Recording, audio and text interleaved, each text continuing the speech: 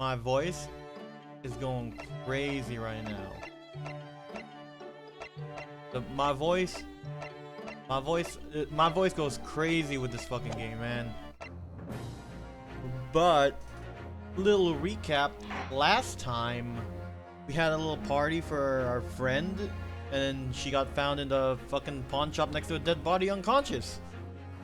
There are some people that were some suspicious individuals that we had to chase after, but they inevitably got away. Now it looks like our friend Ginny is gonna be framed for murder. You know what? We gotta defend her. Oh, we got a little recap with the bang. Ah! I'll be alright, Mr. Naruhodo. After them, go!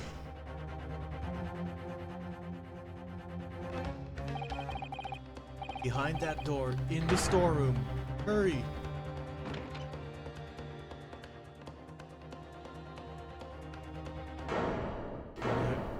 And she's holding the gun too! Oh no! It's Gina!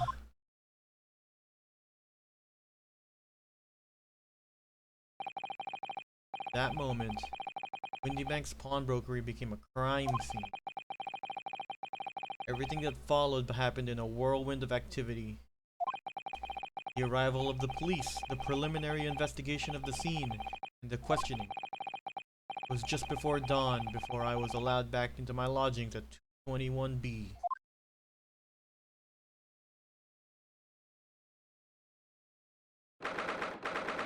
of April, 6:21 a.m. Naruhodo's legal consultancy.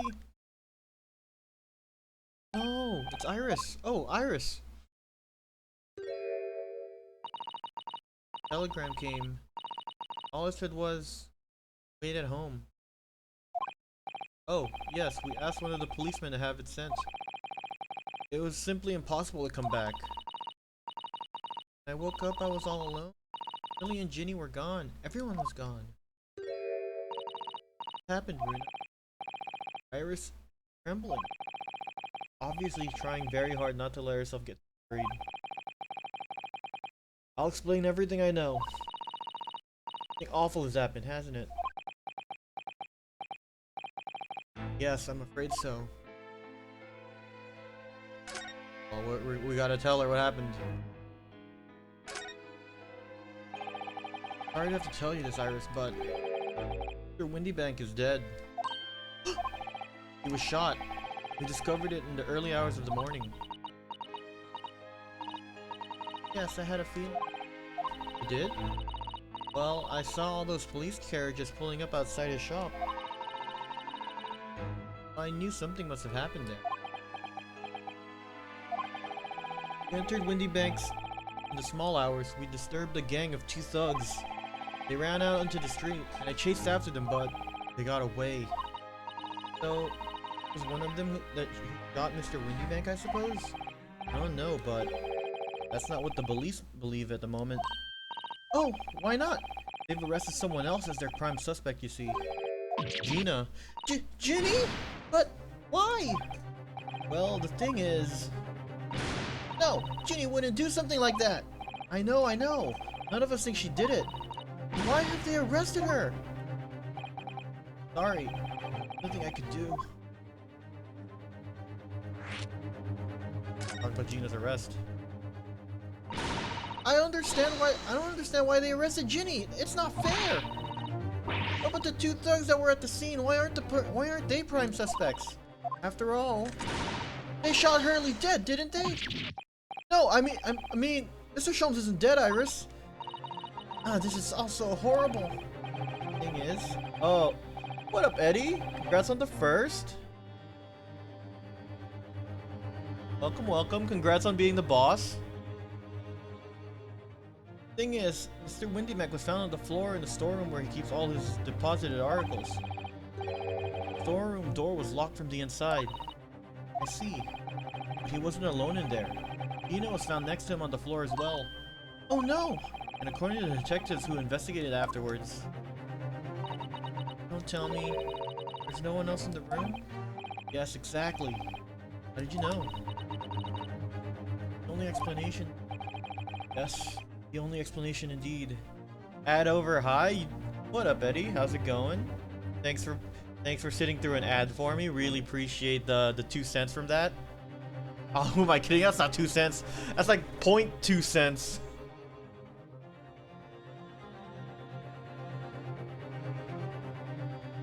But what up, Eddie? Congrats on being the boss in Bloodborne. Yes, the only explanation indeed. What do you mean by that, Reno? Well, what can I say? I'm damned if I agree, damned if I don't. You keep eating some sole right now, dude. Nice. Isn't that your Thanksgiving food? So where's Hurley then? Is he still there investigating the scene? We really ought to have some breakfast. Not good for him to miss meal. I don't want you to worry, Iris, but I have some about Mr. He taken to the hospital this morning. What? Well, when we entered Windy Banks, a gun was fired and took a bullet. Hurley was shot? No, no. It's all right. His life isn't in any danger. Really? Are you sure? Where is he? Which hospital? He's at Saint Sinners or Sinners. They're tending to him there. I must see him at once. Sorry, Iris. Can't. Why not? That's not fair. I'm a family member. I should be allowed. No, I mean nobody can see him at the moment. Not allowed any visitors. Preparing to operate, you see. To operate? Oh, poor Hurley.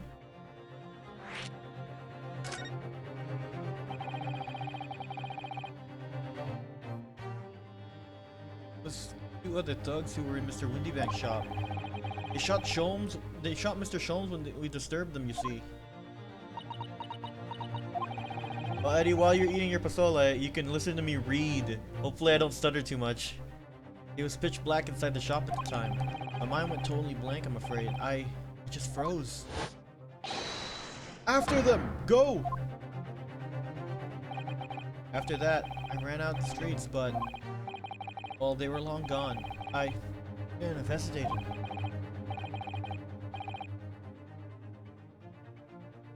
I'm sorry, it's my fault. I let them get away. I think it's a very good thing. Right? Well, if you'd seen which way they went and chased after them, might have been shot. Oh. On top of everything else, I couldn't bear that. Iris.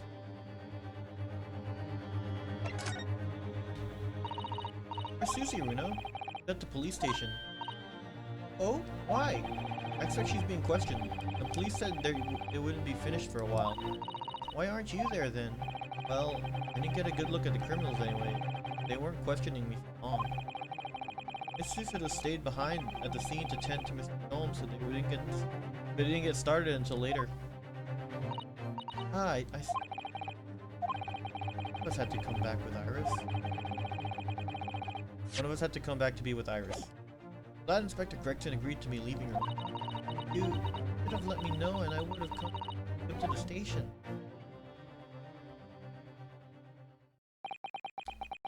I'm afraid I'll need to go out again now, Iris. Not much I can do at the moment. Eddie getting ads now? Couldn't be me, dude. Crazy, right? What are ads?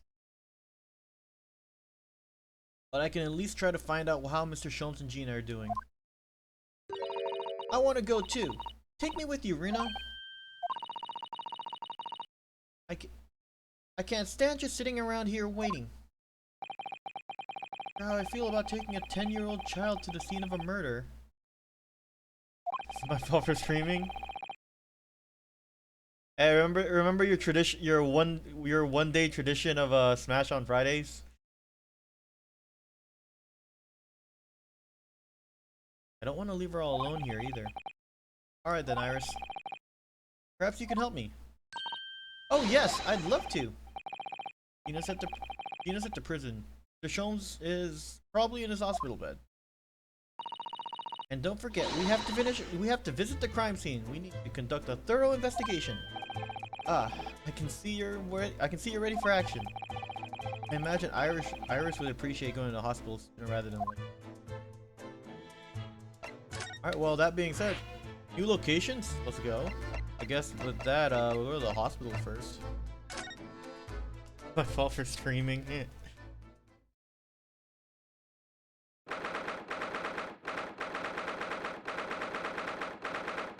16th of April, Saints. I'm gonna say Sinner Hospital, Ward 3. Hurley! Oh? He's not here. No, that's strange. Chris definitely said he was to bed by the window, didn't she? Probably in some wacky pose. Oh fuck, I didn't read that. The nurse, oh, I know what's probably happened. Hurley was being a big baby and the bullet wound wasn't that bad after all, so he's been sent home. Not sure about that. Maybe or not, there's no question that there was a fairly serious injury that Mr. Sholmes suffered. Why are we just making her sad? Oh? Hello, hello, what have we here? This ward is off limits, no visiting. So what are you doing here, eh? Well, I'll have you know, we're Hurley's next of kin. Eh? Oh! Well, begging your pardon then, ma'am, sir. A little lady and a curious Easter gentleman? The great mystery solver has a mysterious family, eh? That's how you see us, I'm sure. Where is he, Constable? Where's Hurley? I believe he is currently in the operating theater, ma'am, undergoing an extensive operation. Extensive? It has been several hours since he went in. Oh dear, is he going to be alright? Well, it doesn't appear to be working, you see. The anesthetic, that is. Oh? I have heard a report that the gentleman claims he may have had a little too much to drink last night. Coffee, that is. Ah. Anyway, I think it would be fair to assume he won't be back here for several hours yet. I see. Thank you, Constable. Perhaps we should leave and come back later. Oh, poor Hurley. Alright, well, that's my cue to go somewhere else. Let's go to the prison. See Gina. 16th of April, local prison, cell 13. Oh, she's still wearing that coat. Hello, Gina. Wait, they let her keep that thing in jail? I guess all it does is shoot smoke. Oh, you still have the grenade launcher Hurley and I made? I wish he would have pointed at me all the time, though. What are you here for? Penny. I have a feeling it's because of us that you ended up in trouble. We were thinking that we might be able to help you. Well, you can't. Sorry. Sure, get lost. Don't be like that, Ginny. I know you didn't do it. You'd never shoot someone. I just know you wouldn't. Think you know me? Pull the other one. Oh? You ain't got the first idea about the likes of me. I'm a thief. I pinch people's purses when they're walking down the street. That's how I get by. If I saw me a chance, I'd sneak into a pawn shop any day of the week. Just to see what I could lay my hands on, get it? That's the kind of person I am. But Ginny, I'll be in court tomorrow. They say some cove came by before and said he'd be a lawyer for me or the like. Said it was my right or something. I told him to get stuffed. I don't need no lawyer. I don't need no one. She couldn't be staring at me any more obviously if she tried. Why are you being like this, Ginny? Let's talk to Ginny. I don't understand, Gina. Why did you send the public defender away? You wanted me to sign some papers, representation papers or something like that? It's not gonna be rigged anyway, the whole trial. Don't pin it on me because I'm a kid, that's what grown-ups always do. How do you think that? That's how it always been for me, growing up in the back slums my whole life. You do what growing ups tell you, it'll get your mates dragged off by the coppers, or worse. I've had it happen to me before and all. Been sold out and nearly snaffled on the back of it. Can't trust no one. That's the point. As soon as you do, you're gone to grass, dead. Gina, listen. If you'd like tomorrow's trial, I could forget it. Ginny, you don't trust Bruno? Nah, I don't. Look, I'll ask you nicely now. Just leave me alone. Well, at least tell me what happened. Will you tell us what happened, Gina? Last night, at the pawnbroker's. Nothing to tell. I figured it'd pay me, so I broke into the place and started going through the storeroom. Old bloke walked in on me and the rest. Why, Ginny? Why would you do that? Ain't it obvious? The place is full of stuff I could sell for a shilling or two. Diving ain't easy, you know. It's a lot of work.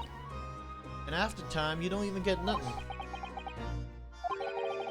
Is that really why you broke into the place? What? Are you sure the true reason wasn't something else? Oh, give it a rest! What'd be the point anyway, eh? Nothing I could say could make a blind bit of difference. Please tell us, Ginny. We'll believe you, whatever it is. Believe me? Don't be daft. You ain't believing nothing. Everyone lies all the time. And you know what? When it comes to liars, I'm the biggest of the lot. I've told some unforgivable lies. I have. What do you mean by that? What unforgivable lies? Oh, well, you know. What do you mean before, Gina, when you said you were the biggest liar of the lot? Why'd you tell us these unforgivable lies you're told? Maybe we can help. Sorry, we're out of time. You're gonna want to question me now. Ginny, please. Oh, yeah. I wanted to give you this. Something to remember me by. Oh, look, it's the cat! Photographic print of a really adorable cat. Found in one of the pockets of this coat. Ain't no point in me having it. That little photograph like. I wonder what a little photograph like that was doing in the pocket of that overcoat. Anyway, don't bother coming again. Bye. Oh, Ginny. Alright.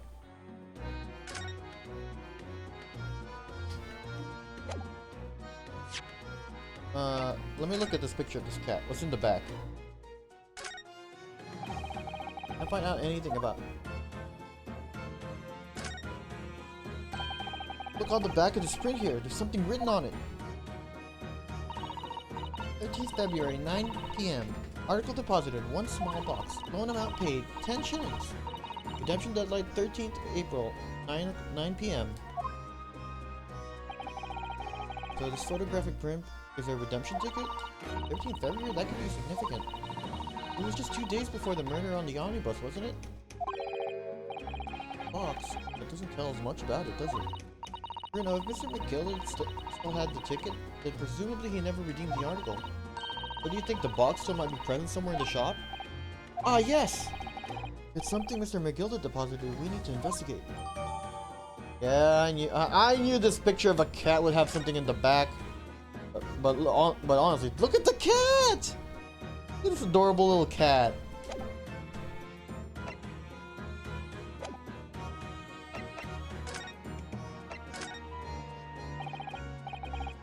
Here, Gina, look at this. No, Ta. I wasn't saying you could have it. Oh, weren't you? Well, when someone says I can't add stuff, it makes me want to see it. So you better hand it over now. No, I'm not giving it to you. Yeah, have a look at. That's right. Where's my armband gone? What's the problem? Something wrong? I don't suppose you're looking for this? Yes, but how? And when? And how again? I got a talent for it, haven't I? Diving.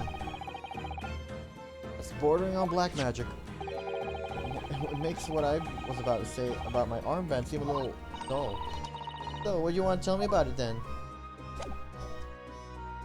One sec. I'll be diving into something else. Oh, Kona. Give me 1 second. I'm being called at the moment.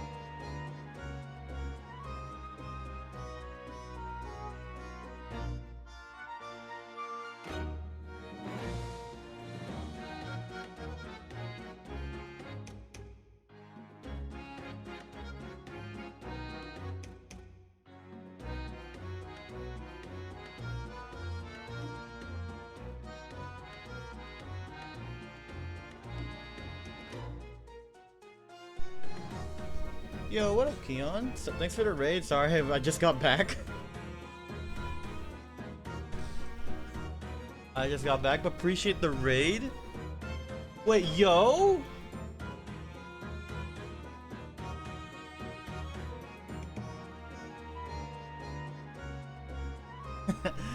Yo, thanks for the sub, Keon, dude.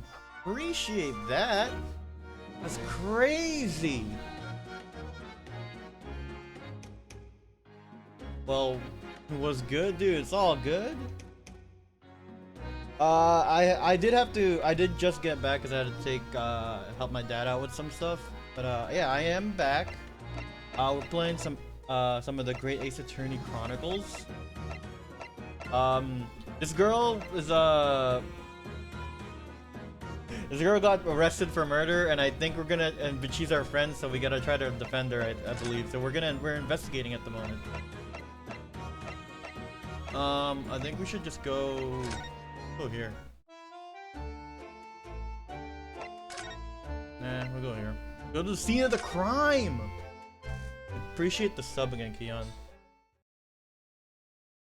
The 16th of April, Windy Bank's pawnbrokery? Oh, look at these policemen, dude. Where it happened then? Right. Two thugs I told you about were obviously ransacking the place with valuables. But apart from the policemen in here, I didn't know anything had happened. There's no sign of any disturbance. Right about that, actually. In fact, if anyone, it's the police who seem to be the ones doing the ransacking. I know what you mean. Like a gang of organized criminals all dressed in black. Oh, I heard that! Oh, I used the wrong voice for that guy. Oh, Inspector, good morning. I suppose I ought to thank you for your vigilance last night. We got to the scene before it was disturbed, at least. Shame you let the two rogues get away, mind. Yes, I'm sorry about that. I thought you'd assigned extra men to beat around. I thought you'd assigned extra men to the beat around here, Rexy. Now look what's happened. Hurley's been injured because there weren't enough police on duty. Ah! Yeah, your ladyship! No one told me you were coming! I expect you to take full responsibility for what happened to Hurley and see that he has the very best medical care. Of course, your ladyship. The very best doctors in the capital are attending to him as we speak. I don't think it's Bruno's fault that the rogues managed to get away, is it? Chasing criminals is the police's job. Absolutely, your ladyship. As you say, ma'am, as you say. He's got something on this guy. That is crazy.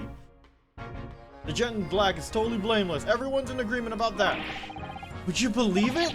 He's like a completely different person with Iris. Talk about a personality change. Oh, where are my manners? Where are me manners? Are you thirsty, your ladyship? Perhaps you'd like some juice? Some nice, refreshing fruit juice? Oh, why? Are you thirsty, Gregsy? I have some of my special herbal tea with me if you'd like some. Glug glug glug. Wait. Glug, glug, glug. Ah, lovely. Ta very much. That really hit the spot, your ladyship. I don't even recognize him like this.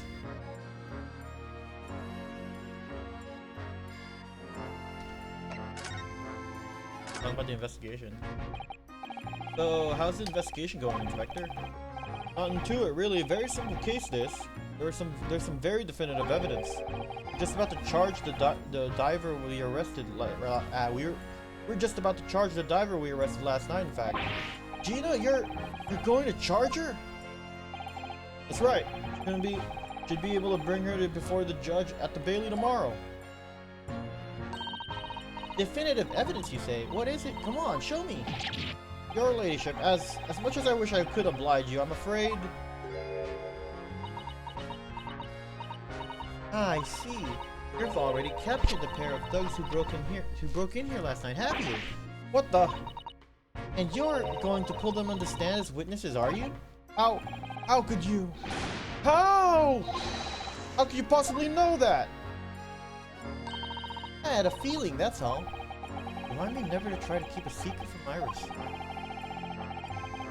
So you've arrested wrong voice. I'm sorry. So you arrested the two men who shot Mr. Sholmes, have you? Well, yes. They were rounded up pretty quickly by the lads on the beat. And Mrs. Strayed is being held at the prison? She should be. That's assuming she hasn't lifted the key from the jailer, of course.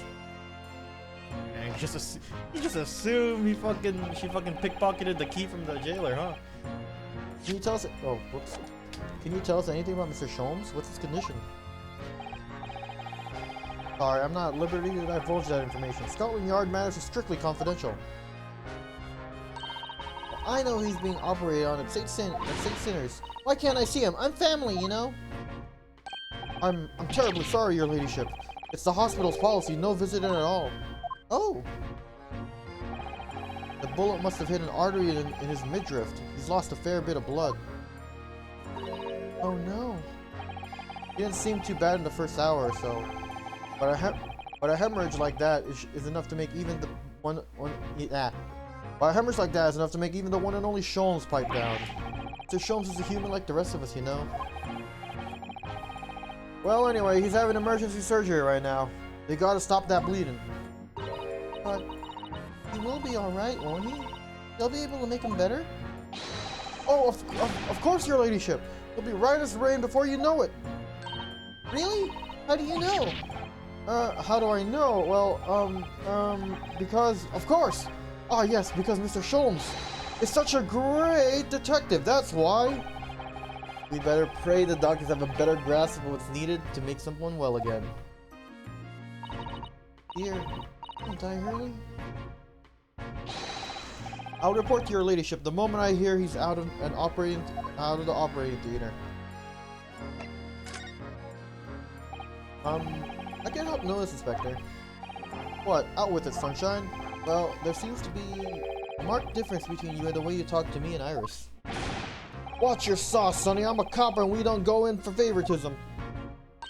But he's right. You do treat us differently. It's because of those adventures of Herlock Sholmes stories, that's why. Oh? I crop him up. I crop up in him, don't I? Inspector Tobias Gregson. Oh, well, yes, because you're an acquaintance of Hurley's. What did you write about the Inspector, Iris? I don't remember, really. It was one of Sholmes' lines.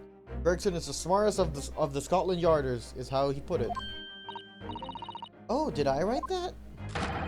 And you know what that one line did for me, eh? The very next month, my pay doubled, I tell you. Oh, that's amazing. All because everyone in the yard reads them. They read all the Herlock Sholmes stories. I can't get over fucking Herlock Sholmes. It's too good. They've even set up a fan club for me. Of course, that explains everything. That's what... It was around that time that you became such a toady to me. Can you blame me? All it takes is one bad word from you and Sholmes could change the rest... And Sholmes could change his tune about me. Gregson? No. The great detective will say. He's getting quite overrated these days. Think what would happen to me? Think what would happen to my salary if that came out in print, eh? The whole thing gives me the willies. I can't tell you how many nights of sleep I've lost worrying about it. But that would never happen, Greggy. Every month when the new Randus magazine comes out, my hands are trembling as I turn the pages.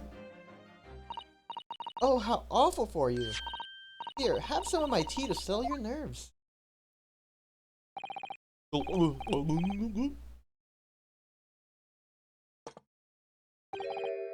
Ah, lovely. Ta very much. That really hit the spot, your ladyship. Total.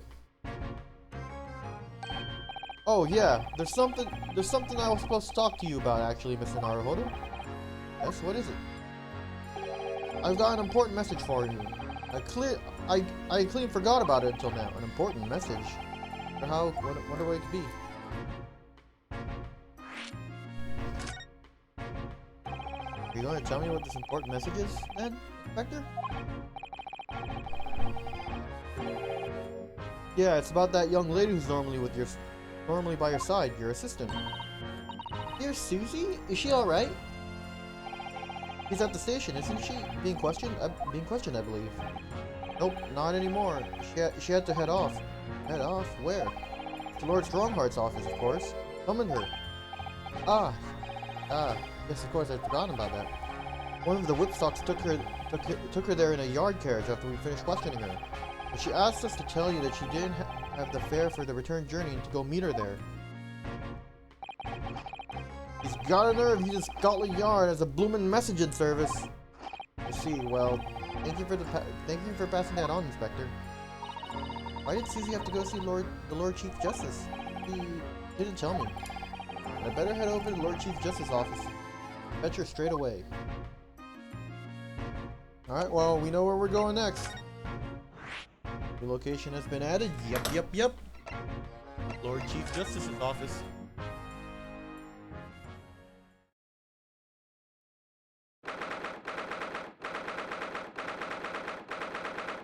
15th of April, British Supreme Court, Lord Chief Justice's office? Yes. No matter how many times I come here, I always get the same sense of oppressiveness somehow. Do you think the palace is oppressive? I think it's normal. How so? I mean, look at that suit of armor over there. Can't take that seriously, can you? It thinks the same about you. Everything is clear with regards to tomorrow's arrangements, I trust. Yes, thank you very much. There they are. Usuno-san and Lord Strongheart. I wonder what they're talking about. Both look very serious. Very good. There's nothing further to discuss. You may return to your lodgings. No doubt you have much to do in preparation for your return to your homeland. Wait. Did you just say return to your homeland? Usuno-san!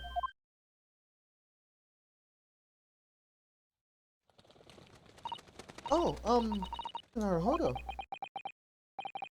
What was that all about? Wrong voice. Ah, Mr. Naruhodo, thank you for coming to collect your colleague. What's this all about? Why were you talking about Miss Susado's return to her homeland? And tomorrow?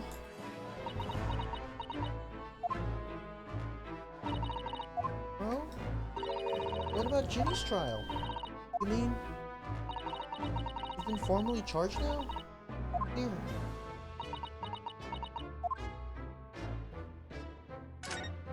Oh, wrong button. We need to find returning to homeland. Miss Susado, what's all this about? Oh, please don't concern yourself, Mr. Naruhodo. Only me going back to Japan. Your life here can continue just as it has. That's not what I asked! What happened? Why are you leaving? My father. Oh no. Oh no! Mr. Mikatoba? Oh, he was such a cheery guy! If I may. Yes, sorry? You must be the defendant. Ryunosuke Naruhodo, I believe.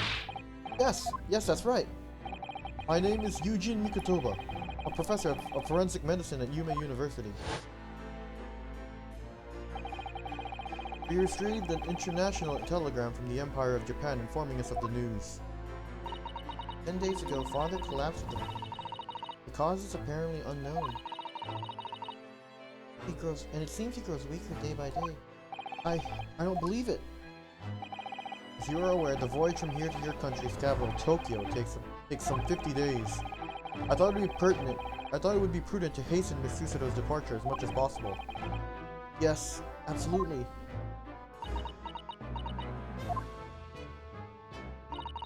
I will leave London first thing tomorrow. I can't believe this is happening.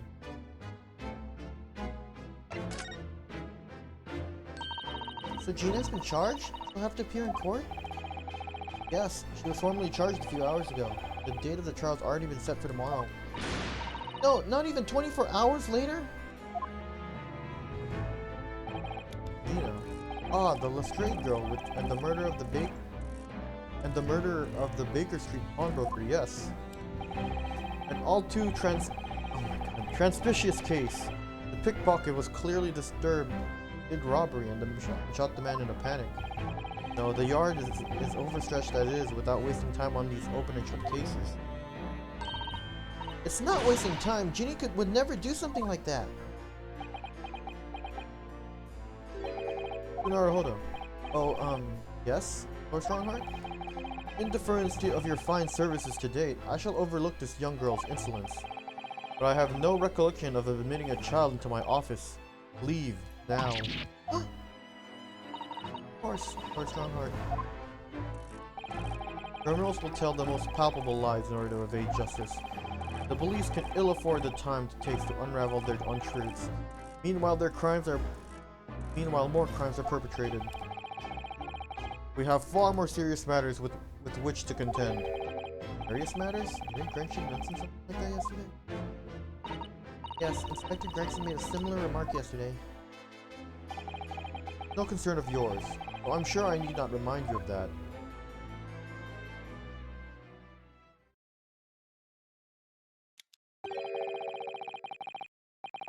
"3 minutes precisely until my next meeting. You must excuse me." There's just one more thing, Lord Strongheart.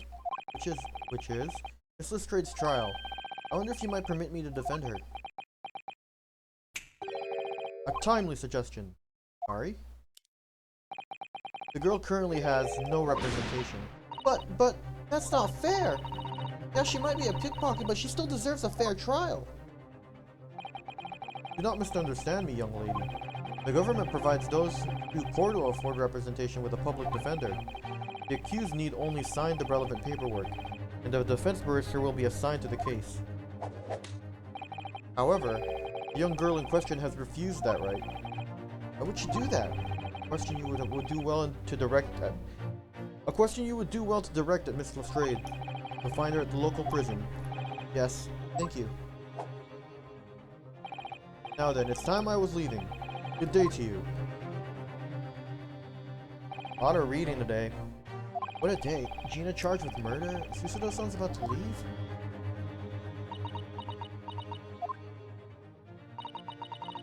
Mr. Naruhodo. Iris, we must make haste. But, Susie, you're leaving for Japan tomorrow morning, aren't you? Don't you have packing and things to do? As Mr. Naruhodo's judicial assistant, my personal circumstances are of no consequence. My sole purpose remains to help you in whatever way I can. Thank you, Miss Susudo. Very pensive look. I think we ought to finish Gina. We ought to visit Gina first. In any case, I should like to wish her well before I leave. Yes, that sounds like a good idea. Let's go. I'm honest. This has completely thrown me off. I just have to do what I can as a lawyer. Let's go to the prison. Let's go back to the prison.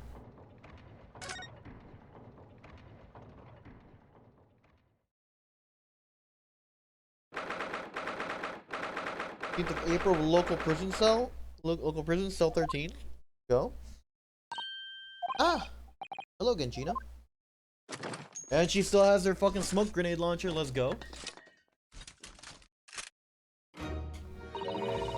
What are you lot here for now? Have the muzzle of that grenade launcher shoved in our faces yet again, obviously.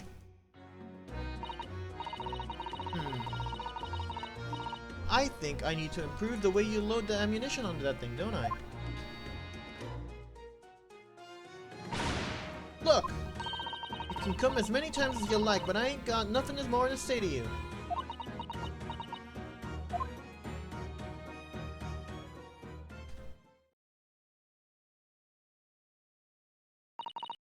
Gina, I wonder if you might hear me out.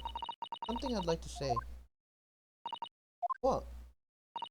I'm sorry to say, but I must reluctantly bid you farewell. Eh? Farewell? Tomorrow I must begin my journey back home to Japan. I fear we may never meet again. Oh, right. I've had the pleasure of meeting so many lovely people here in London. I have so many wonderful memories. Yet, things stand now. It'll be a glum parting indeed. Poor Iris is so miserable. Me? Well, that ain't my business. Both Iris and Mr. Naruhodo believe you to be innocent, Gina. They put their faith in you. Somehow, you can't find it in your heart to put your faith in them. Yeah, that's right, I can't. What of it? It grieves me greatly to have to say goodbye to my friends when they are so clearly unhappy. Is it you? What? It's my fault? Yes. I have one final request, Gina, before our paths never cross again. Right here and now. I want you to show both of them that you don't deserve the faith they've invested in you. Eh? Only by doing that will you be truly as alone as you claim to be. What are you talking about? What do you expect me to do, eh? You've told us that everyone lies. So prove it by admitting one of your own untruths. About what you said before, Ginny? Said something about unforgivable lies? You must tell Mr. Naruhodo and Iris the truth now. That's my last request before I leave. My last request as a judicial assistant. No, I can't. Whatever these lies are, they are obviously weighing very heavily on Gina's mind. Gina, I could be wrong, but it has something to do with what happened 2 months ago? Something about the trial? Everything's going back to this fucking dude! The one in which Magnus McGilded was acquitted? Ah. The case of that mysterious murder that took place inside the omnibus. You were called as a witness by the prosecution. Is that what this is about? Yeah, you're right. Because that trial, I lied like you wouldn't believe. Can you tell us about it now? Perjury? Oh my god, who would have ever seen that coming? Very obviously she was lying. Like you said, it all happened 2 months ago. The coppers got hold of me and shoved me in the witness stand. Based on your testimony, Mr. McGilded was declared innocent. Yeah, well, the thing is, I lied about a whole bunch of stuff. I knew it. Yeah, it was kind of obvious. What sort of thing did you lie about? I was hiding under the seat that night. That was truth. Pitch black in that little cubbyhole. I couldn't see a thing, and then I heard that loud thud. Someone falling on the floor. That's when McGilda discovered you? Yeah. Pulled me out from under the seat and sat me next to the dead man. There weren't much light to see, but when I looked at me hands, I'd coved the blood over him. I was so scared I couldn't even speak. You had his blood on your hands? In other words, it was Gina that the witnesses saw on the roof of through the skylight? Then Mr. McGill started asking you questions, I suppose. Who you were and why you were hiding under the seat? Yeah, I did, only that's not all. What do you mean? I mean, threaten me. Threaten you how? Made me swear about what I'd seen and what I'd heard. And what he was going to do after the cove was found dead. Made me swear I wouldn't tell no one about any of it.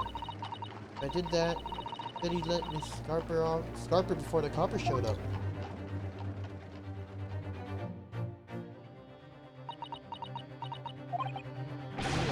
You must tell me what he swore you to secrecy about. What you saw, what you heard, everything. Oh damn, there's a lot of new dialogue opened up from that. You said McGilded made you swear not to tell anyone what you saw. You were in the pitch black compartment under the seat the whole time, weren't you? Yes, with Mr. McGill sitting above your head, if I remember correctly. Yeah, that's true, but it was when I heard the thud of the cove in the floor that I let out a little scream, you see? Couldn't help it. McGill had heard and dragged me out by my arm, and that's when I saw it. It was on the floor next to the old geezer, what had been stabbed. A disc, all bright and shiny. Disc? You mean? Yeah, that's it. The one what the D took off me at Windy Banks. The music box discs were there, on the floor of the omnibus. Not for long, McGill spotted it straight away. Picked it up smartish and stuffed it inside his pocket. But that disc was in the omnibus 2 months ago. The secret of Mr. Mason's murder? And the bog trotter told me I weren't to mutter a word of it to no one. Well, he dead now, so it don't matter. It was so dark under that seat in the cab. I was straining my ears the whole time. After a while, I heard a door and footsteps inside the cabin. Presumably that was McGilded getting on board? Nah, not only him. Oh? Because I could definitely make out the footsteps of 2 people. In that case, it would seem likely that it was Mr. McGilded and the victim. The thrice-fired Mason. In his testimony during the trial, Mr. McGilded claimed he slept during the carriage ride. But whenever I'm in the carriage, I take in with a fierce tiredness, and I always succumb to it. Your own testimony, Gina, supported his. All I could hear was the Irishman snoring.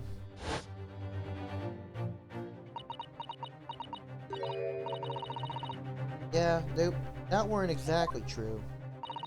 Neither of them was asleep. I could hear him talking the whole time in low voices. What? What were they talking about? Sorry, I don't know. The sound of the horses and the wheels was too loud.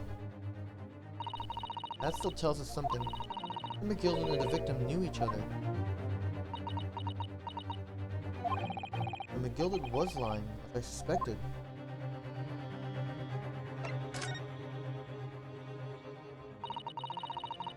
I knew it weren't gonna take long before someone raised an alarm and that bloke had been killed. Yes, you're quite right. The other passengers on the roof deck noticed very quickly. So when the cab came to a stop, McGill told me to hide under the seat again. I climbed in and waited. Two cops from up top ran off to get the coppers. Yes, Mr. Fireplay and Mr. First. Right, and after they'd gone, McGill asked the driver to do him a favor. Favor? Now then, fella. What I need you to do is take this coat of mine and deposit it in a nearby pawnbroker. And for your troubles, let's see now. I'll give you 10 guineas. A nearby pawnbroker? You mean on Baker Street? Yep, you got it. It was Windybanks. The coachie snapped up the money and ran off to pop his coat as fast as he could. And then there was no one left in the carriage. McGill had opened the box under the seat and let me get out of there. But not without conditions. Alright, what are the conditions? What are the conditions then? For letting you go free, I mean. Not telling a soul, not for anything.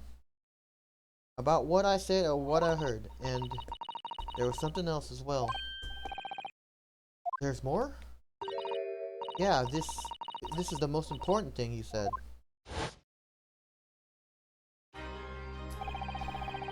I'm after sending the coachman on a little errand for me, with some small change in his hand. Now then, did you hear what I asked for? Did you hear what I asked of him? Did you see anything at all?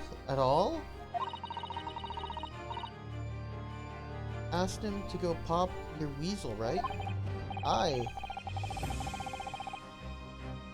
The fiend's taken me over to deposit at a pawnbroker hereabouts. And I want you, lass, to take the redemption ticket for it. Do you understand? What? You want me to have the ticket? That's right. I'll come fetch it from you later. Something to do sometime within the next 2 months. Hang on to it until then. That clear? And whatever you do, don't lose it. Alright then. In case I might happen to be delayed at all. I have to go to the pawn shop. Windybanks, so it is. And yet to extend the loan afore the 2 months is up. If you forget, the article will be forfeited to any old fiend who come along to buy it. But I ain't got that kind of price. Here's £5. That should be enough. Do we understand each other, lass? Don't try anything funny now if you go against me. Yeah, I get it. Good. And one more thing. In a few days from now, you'll be visited by the police, I have no doubt. The coppers? Aye, they'll come asking you to take the stand in court to testify as a witness. Let's just have a wee chat about that, shall we? What is it that you might say? And what is it that you won't? Man was planning everything from the start.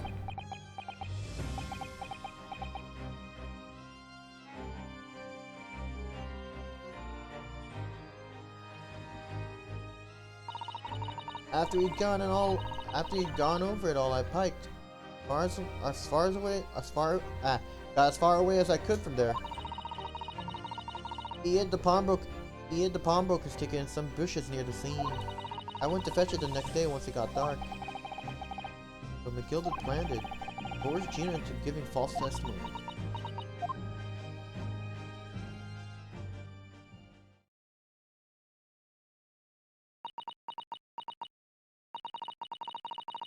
I bet you're ready to string me up, eh?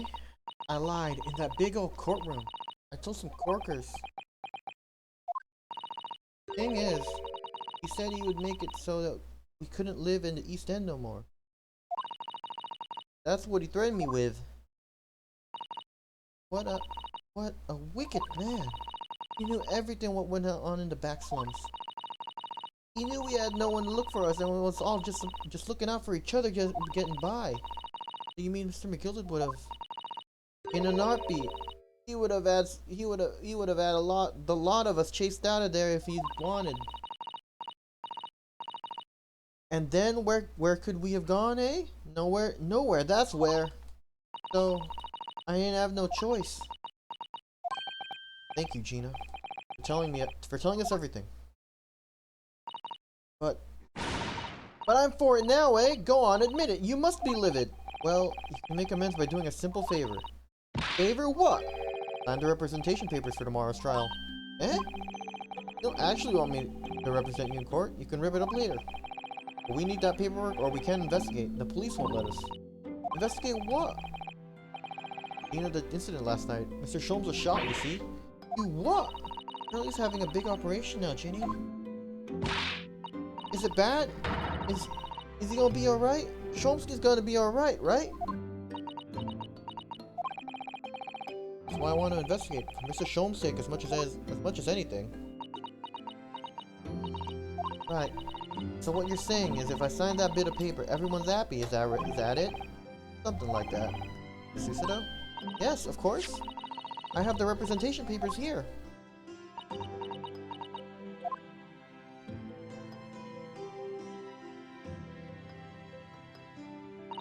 I don't need no one to stick up for me though. No lawyer, no nothing.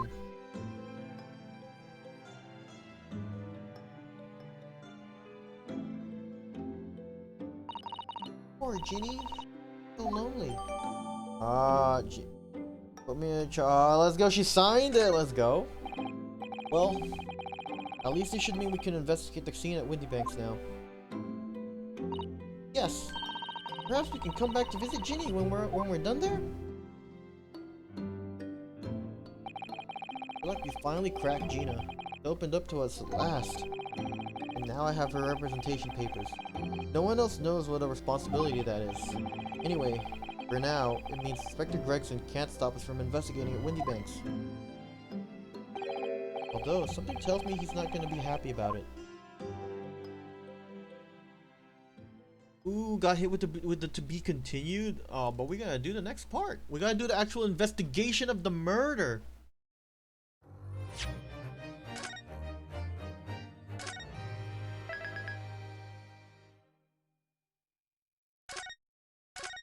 Save again, you know, for good measure.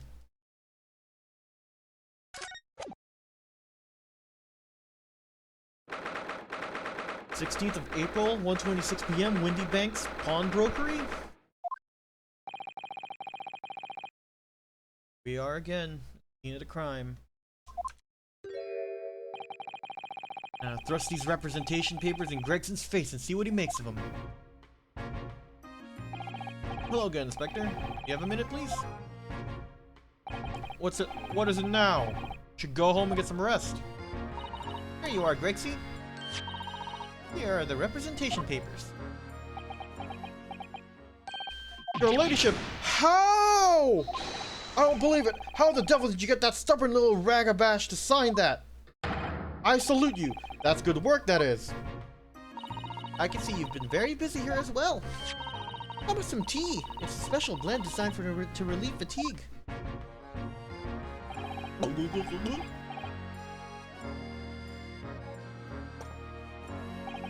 Ah, lovely! Well, let's see now.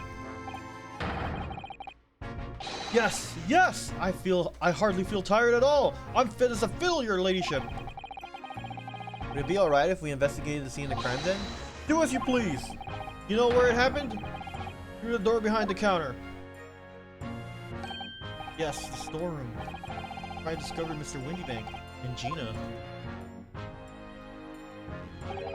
Right, well, I'll be getting back to business then.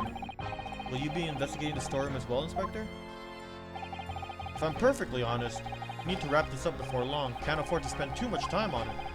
There's so many articles to go through. It's taking forever, even with the lads working around the clock.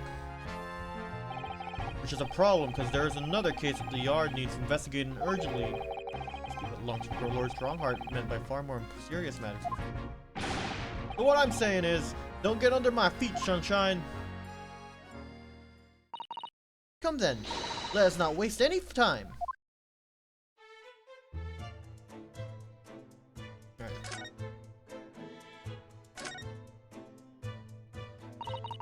Behind that door. Storeroom, isn't it? Let's That's what Grexy said.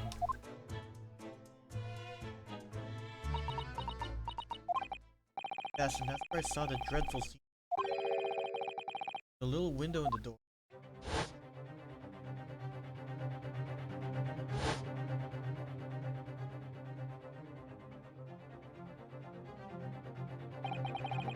Windybank face down on the floor.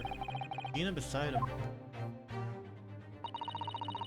As the accused legal representative, you have done the right. You have the right to examine the scenes, Naruhodo. We must make a thorough investigation. Yes, of course, we will. Behind that door. That's the real scene of the crime. Don't worry, if there are any clues in there, I'll find them. Oh, dude, what the fuck is this blood here? Ah, look there. Oh yes, a bullet hole. I can see the bullet is still lodged in the wall. Presumably, Mr. Windybank wasn't practicing with his revolver in his spare time. Ah, well, Mr. Sholmes likes to practice his drawing room whenever... Mr. Sholmes likes to practice in his drawing room whenever he can. He's very patriotic like that. Sorry? Oh, they're in the adventures of Herlock Sholmes, you know? Isn't that right, Iris? Ah, I did write something like that. Partly in jest, perhaps. In jest? Well, he doesn't do it often. It's quite a dangerous pastime. He doesn't do it often? He shouldn't even do it once! Forget that for now, Runo. Let's examine the bullet. Around the bullet hole. Is it blood? Suspicious red stain on the calendar. Aha! I may well be able to help with that. What? There's nothing like the sight of blood to get the blood pumping, is there, Runo? I have a feeling I'm not as bloody-minded as you, Iris. I'm afraid the sight of blood makes my blood run cold. And there you have it. You see, when it comes to blood, we're all different types. Yes, what a scientific observation. So you need this. Oh no. What's that scary looking thing?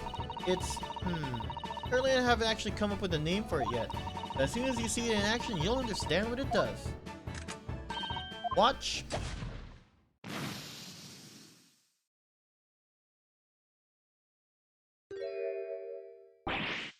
Oh! The color of the bloodstain has changed! There, does it make sense now? Yes, I think I'm starting to understand. Good, it works on the principle that different people have different types of blood, you see. Yes, how wonderful! The chemical it fires combines with the blood and makes it change color. You can identify whose blood it is you're looking at. In a flash! Oh, what a fabulous invention, Iris! Isn't it? I bet Ginny would say it's bleeding great! So, whose blood are we looking at? Well, all the chemical does is turn the blood into a different color, so... Let's find someone whose blood turns the same color, and you'll know who it belongs to. In a flash! It's more like 2 flashes, really, isn't it? 1 flash or 2. This could well turn out to be a very valuable clue. We must make note of it in the court record. Blood sample has been added. Yep. Let's keep testing and adding the results to any other blood analysis to the portfolio. As long as I have reagent left, for sure. I don't want to see that real quick. So this is green. Unknown. Unknown blood is green.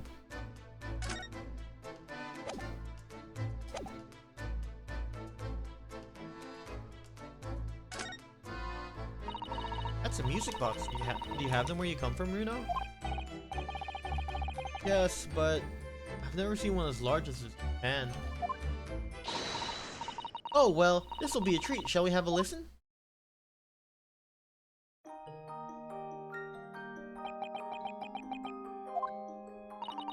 What do you think? Isn't it perfectly sound? Beautiful sound, yes, but a little hard to enjoy with all the policemen in the room giving you fierce looks. Never mind that. If any of them have anything to say, I'll tell Grexy to have a word. Iris Wilson, Superintendent of Scotland Yard. Oh, I did not mean to click that again. Oh well. Let's just skip through it.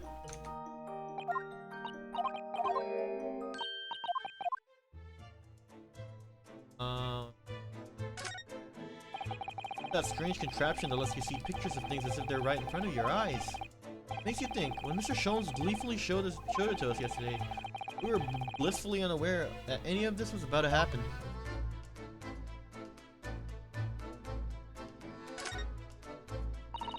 These shelves are where the pawnbroker puts articles that have been forfeited on display for customers to buy. Yes, really a strange miscellany. I mean, who would buy this horse statue, for example? Well, sometimes you can find some real treasures among all the junk, you know.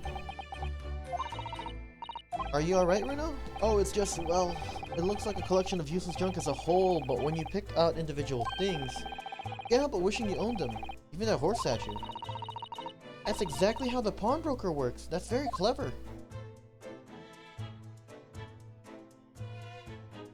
Let me see the court record real quick. I just wanted to see. One small box.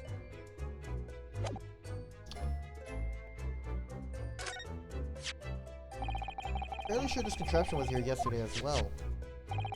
Here we are. Though I'm not confident I can get it closed again. Oops, I keep pushing that button. Oh yes! That's a folding stereoscope! Really?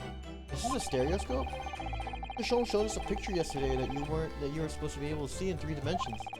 For that we used the great big contraption over there.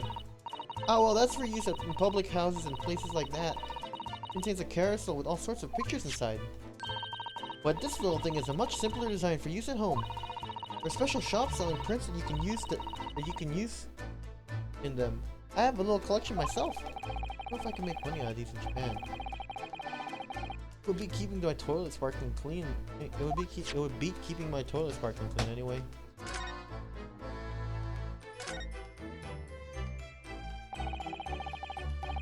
There's an article ledger here, and Mr. Windybank's notes, and...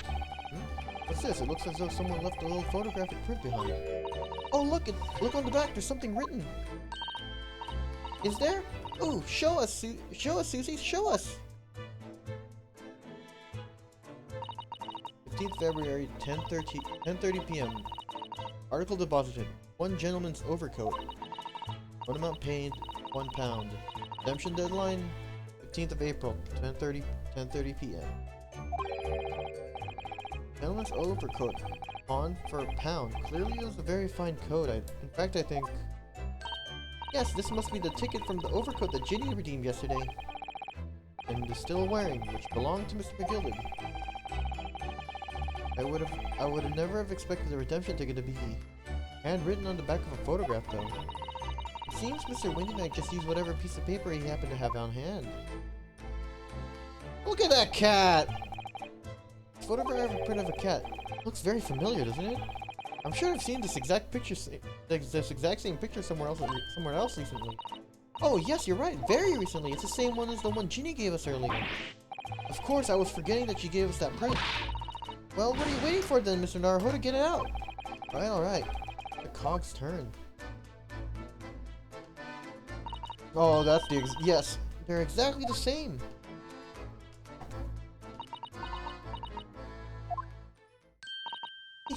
I've got it. These 2 photographs hide an amazing secret. Secret? What does she mean? You must tell us, Iris, at once. Do you really want to know? Yes, we need you to tell us all you know about this pair of photographs. No. So Iris, about these 2 photographic prints. The one we found here at Mr. Windybank's counter, and the one Gina gave us before. What's this amazing secret that you mentioned that's hidden between these 2 identical prints? Actually, that's not quite right. Sorry. If you look carefully, 2 prints aren't the same. Not exactly. They're not. Oh, we have to. Are we gonna play spot the difference? Yeah, have a look at them now.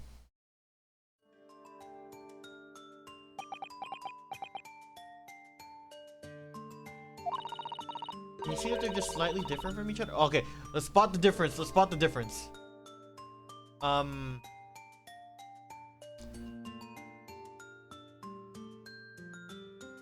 The shadow of the cat on the left of the cat, slightly different there. That's the slight difference I see. Let's see if that's what the game tells me. Can you see that they're just slightly different from each other? I think so. Very subtle though. What's the reason for the subtle difference between the two prints? Ah, well, it's because they're a set, you see. No, I don't. This pair of photographs is meant to be used in a stereoscope. Everyone in London is raving about them at the moment. Ah, stereoscope. Why do I feel as though I've heard that word before recently? Oh yes, that's what Mr. Sholmes showed us yesterday. See? There it is! It's just over there. Ah yes, of course. That magical machine that makes pictures look almost real enough to touch. Well, actually, it's quite possible to see the same depth in pictures even without one of those contraptions. What, really? You know how a pair of flat photographic prints can appear to have any depth in the first place? No, I have no idea. Oh, wonderful! Then I'll be able to tell you! He's over the moon. Bless her. You let her explain though? We really need to carry on investigating the scene. I, for one, simply have to know. Right, well... Have you ever considered, Bruno, how our eyes see depth in the world around us? Well, I just open them and it works. But the reason it works is because we have two eyes. Two eyes? Shocking. If you try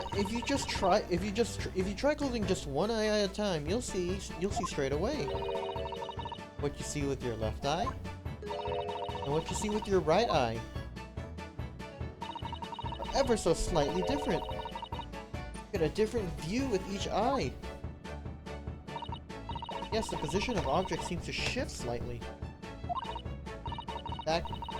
Exactly, and in your head, your brain uses that to shift the estimate depth as it merges into the two views into one. That's how we sense depth in everything we see. That's also how, like, I believe that's also how VR headsets work. My brain is really amazing, isn't it? It does so much without telling me. I think I see. So the pair of photographs consists of a left eye view and a right eye view. Is that right? Oh, well done, Susie. You're so quick. If you can persuade your brain to merge the two pictures together in your head, oh, that was the wrong voice. You'll be able to see the depth in these prints. Yes, Reno, you're beginning to understand. And the stereoscope's function is to act as your brain and allow you to do just that. Yes, but as long as you have two images, two eyes, and one brain, you can actually do it yourself without needing a stereoscope at all. Can? Really?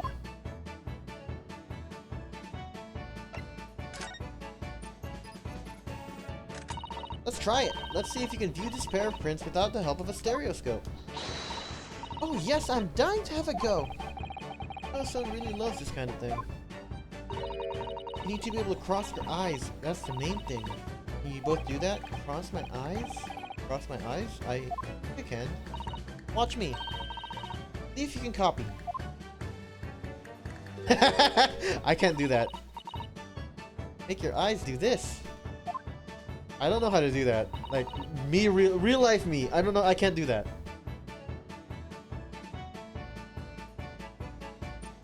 Alright, let me try. Are you ready, Mr. Naruhodo? There, how's that? Wonderful! Now it's your turn, Runo. The trick is to concentrate on looking at the bridge of your nose with both eyes at the same time.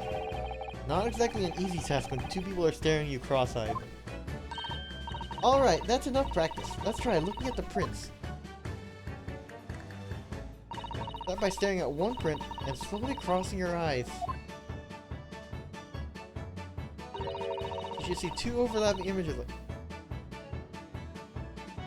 I I don't know if I'm expected to do this in real life while watching this. You should see two overlapping images like this. You try it now, Runo? You don't have to give it a try, I suppose.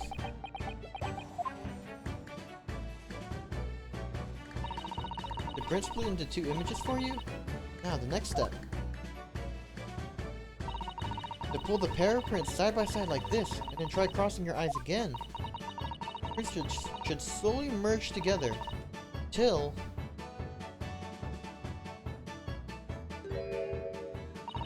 they form a new single image in the center. Oh yes! So Naruhodo, it works! I can see it in the middle now. It looks so real, I could look at it all day. Oh my god. I wouldn't advise that. Your eyes might start to hurt. Your turn, Runo. I'm not doing it. Then you're looking through the two pictures and slowly cross your eyes. Keep adjusting the positions of your eyes until the two images overlap exactly in the middle.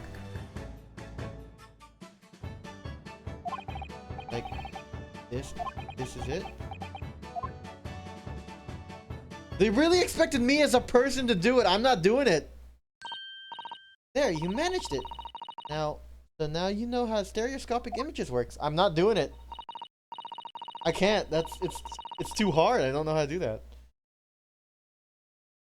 Well, I don't know who discovered it, but it really is quite extraordinary.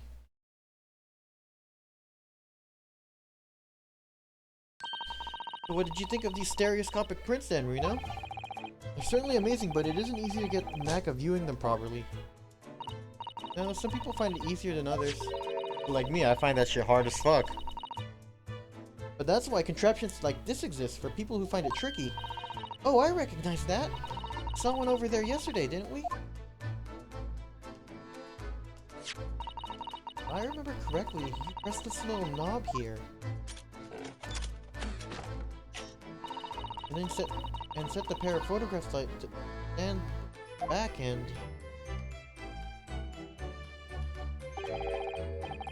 Still amazing, even though I roughly know how it works now. Well, London seems to agree with you. Stereoscopes are very popular at the moment. You can find one of these folding contraptions in lots of households in the capital currently. These little machines are so affordable. There's no need to go around staring cross-eyed at pictures like you hate them.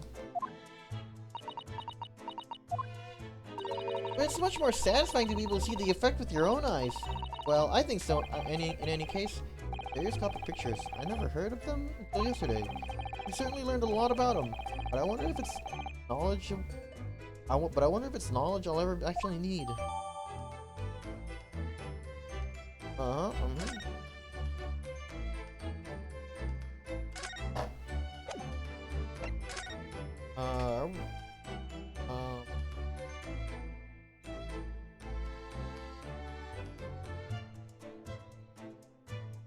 Fuck this guy.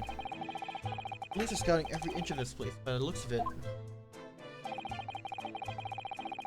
Instructions from the yard are to examine every article in the shop and every ledger of the book accounts. Oof. Excuse me. I had a burp. Every article, but that's a ridiculous amount of work, surely. You've been hard at work ever since the shop was declared in the crime scene in the early hours. We're sifting through it all in shifts at least, but still. We'll be working through the night, that's for sure, and even then, we'll barely have scratched the surface. I'm in a pawnbroker's. It must be every policeman's worst nightmare. Every copper's worst nightmare, you know. A crime in a pawnbroker's. Oh, called that. No, they were all gonna say the same thing. I guess we can ask her about the first of the pictures, right?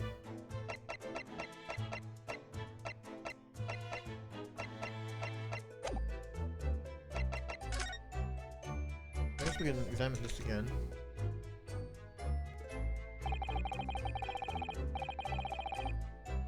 The ledger that's open on the counter is there. Really is enormous, isn't it?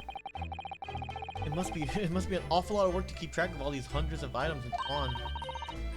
Too much to think about. Better just sell it all and have a clear head if you ask me. But clearly Mr. Windybank was very careful when it came to the articles in care.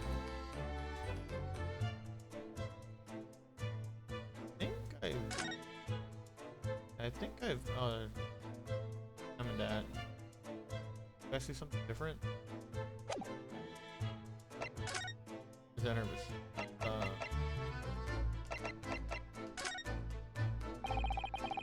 Mind if I showed you this, Iris? It's a boring old thing, really. But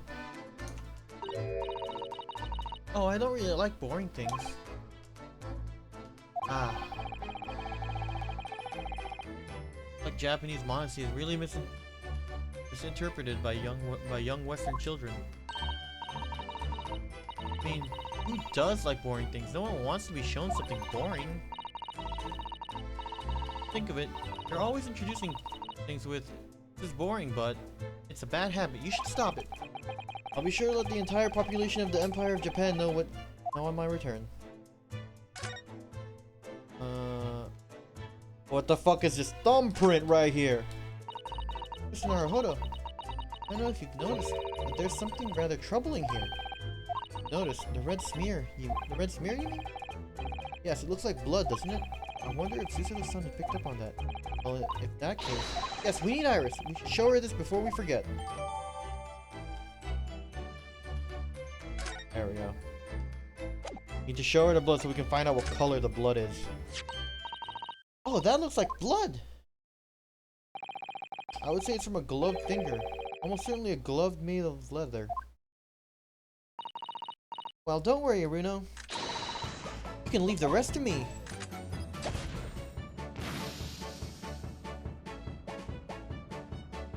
This one's pink. Look at that. Yes, that's a color we haven't seen before, isn't it? We simply must add it to the portfolio of blood samples. Be an important clue. Although, it would be nice to find out whose blood these different colors correspond to at some point. Well, this particular stain of blood. Oh, you've had an idea, have you? Haven't you? You know whose blood this is? I think I do. Yes, I have an idea whose blood it is. Not from the color it turned, but with a little deduction. That's right. I think it's clear. Iris, you know as well? You first, Runa. Who do you think it belongs to? Alright, I believe that this is the blood of...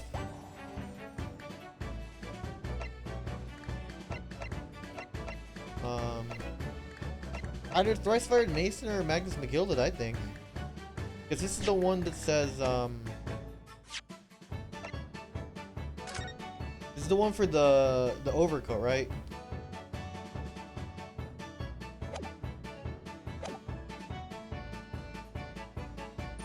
Who had a bloody hand?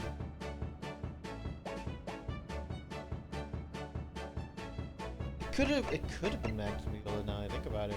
He wears poor gloves. I forgot about X-Benny. No, because he... So... If we're going off the assumption McGilded, like, killed Mason, right? And then... He had this ticket. This was his ticket. If he had blood on him, it would have been Mason's blood. Not his blood. He wasn't bleeding that night. I would say Thrice Fired Mason. Thrice Fired Mason. You don't sound very sure of yourself. The way you trailed off there.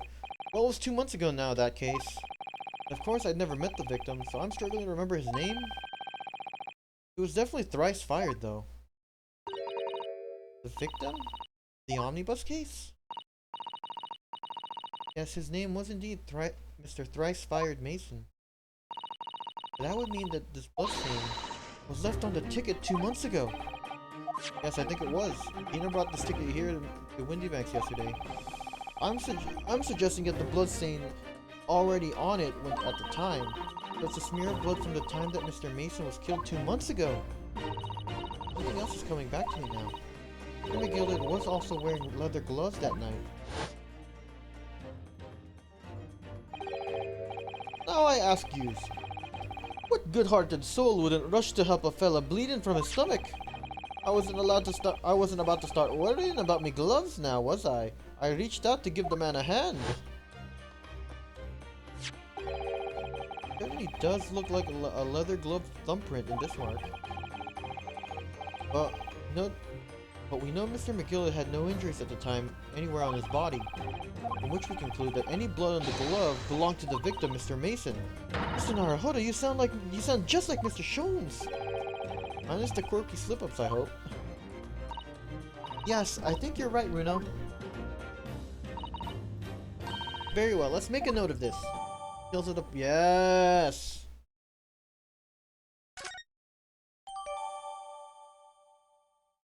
Our blood sample portfolio.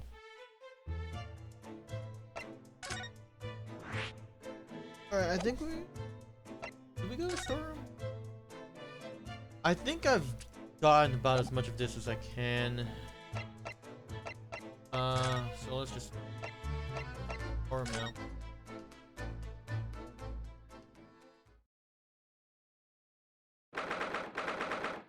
16th of April, Windyback storeroom.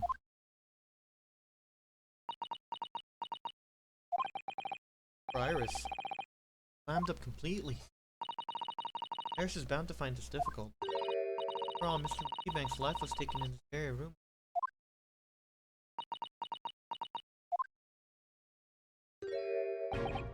Oh, it's Gregsy. Ah! Wait, Inspector! What is it now, Sunshine? You took one look at me and tried to run away. You think a Scotland Yard inspector would run away from some jumped-up little defense lawyer, do ya? Well... I've never seen her ladyship look like that before. It's the thing. I don't know what to say to her. No, you weren't running away from me. You were running away from a 10-year-old. I'm afraid this is all a little much for young Iris. Some gentle reassurance might go a long way, perhaps, Inspector. Eh?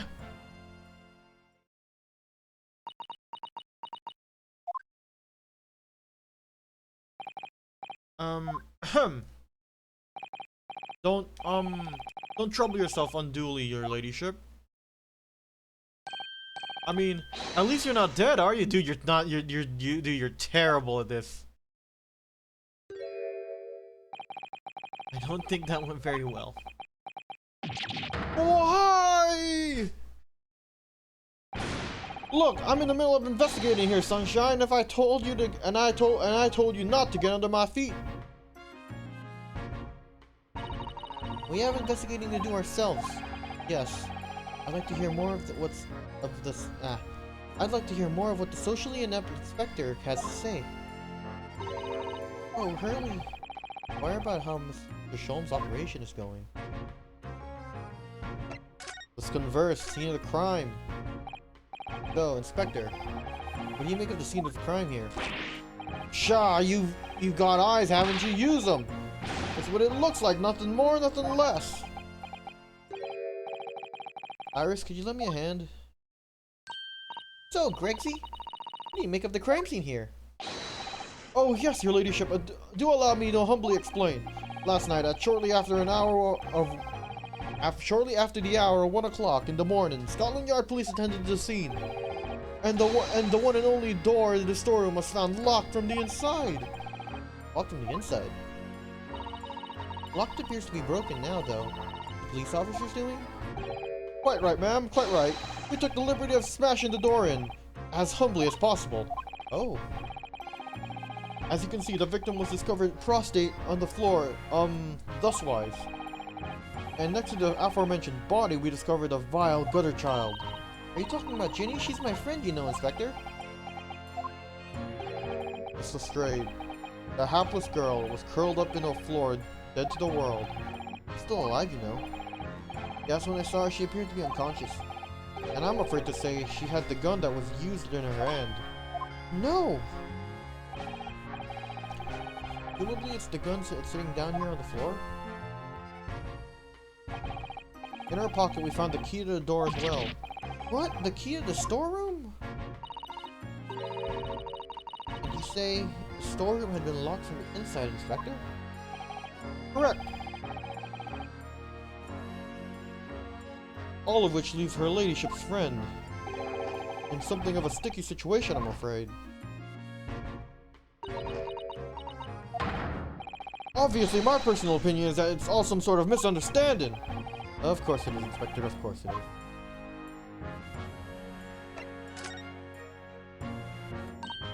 Rexy, do you know anything about Hurley? Is the operation finished? Is Hurley alright? Is he?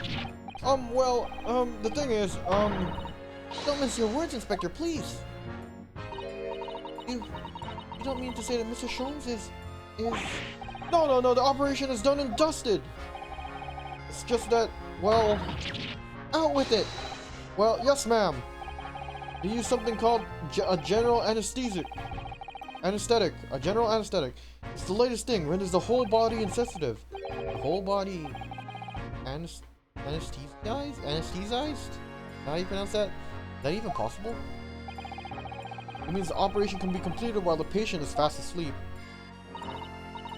Goodness, the Empire of Japan, we can just manage to provide laughing gas to it for a tooth extraction. The trouble is, the latest thing isn't always the greatest thing, if you follow my meaning. They couldn't get the medication to work at first, so it took hours for him to nod off, or so I hear. And now that the op's finished, they can't get him to wake up, apparently. Oh my! No one knows if it's the anesthetic in the system, or if the bloke's just plain exhausted. But anyway, all they can do is sit back and watch until he comes around again. Really? The moment he opens his eyes, your ladyship, I swear I shall get word to you. What a surprise! Even in matters of life and death, Mr. Sholmes has to do things his way. Right, well, let's examine the crime scene then. Police has marked the position of the body with a chalk line.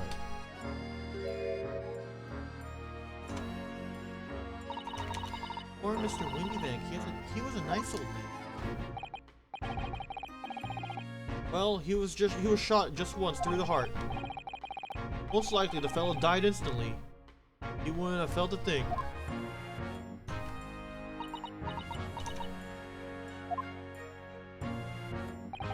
It must be his blood then. Ah!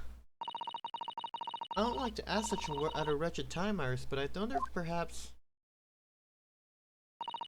Don't worry, Susie. I'm ready for action. What color is his blood? It's blue! Aw, dude, the superior color! So, now we know the color of the chemical turns when it reacts with Mr. Windybank's blood. And it doesn't match our analysis of the bloodstain we found in the main shop. No, but let's add this sample to the others we've already collected anyway. Alright, let's go.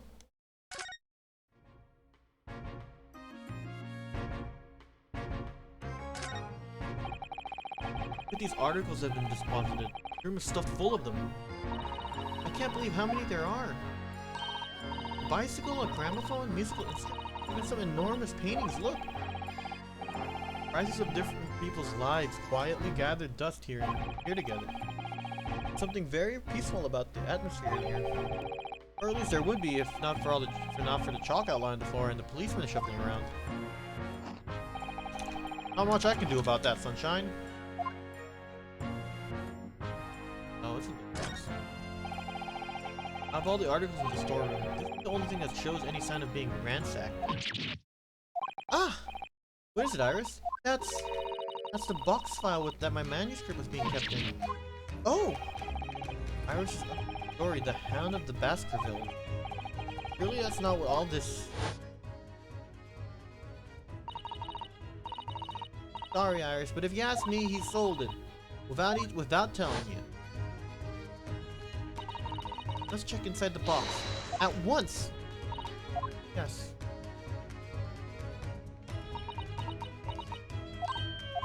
Ah! It was there! Iris' story was there! Really, it was? Well, that's good news, isn't it, Iris?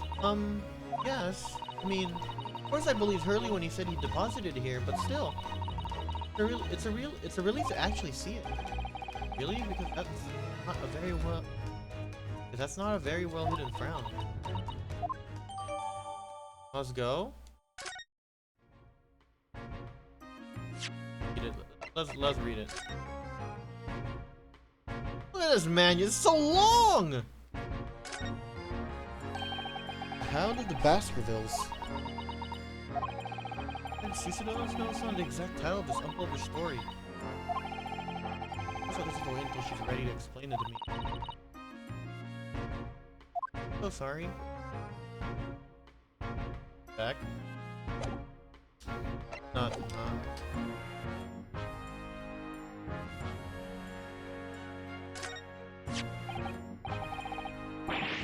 This is a revolver, a real one, and quite possibly the murder weapon.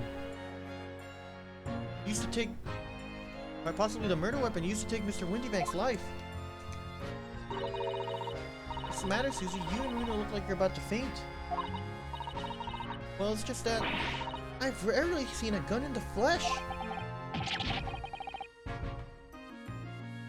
And I've had issues with guns in the past. But anyway, we saw Mr. Windybank with us yesterday, didn't we?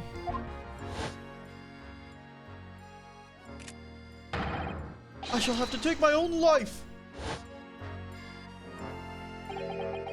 Must be the same gun. Last night, when I looked through the spy hole in the door of the storeroom there, that's the same gun I saw in Gina's hand.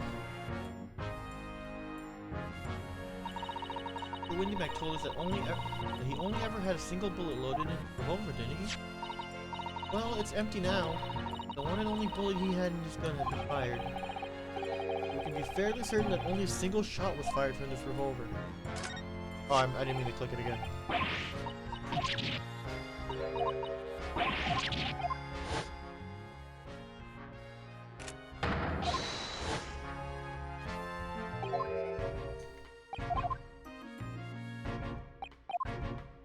I hate that I clicked it again. I hate that I clicked it again.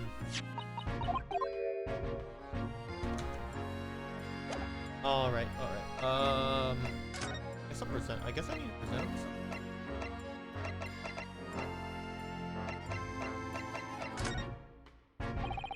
Dr. Gregson, could you give me your opinion about this, do you think? We don't tend to share, Sunshine, not with the general public. In that case, Rexy, how about some herbal tea?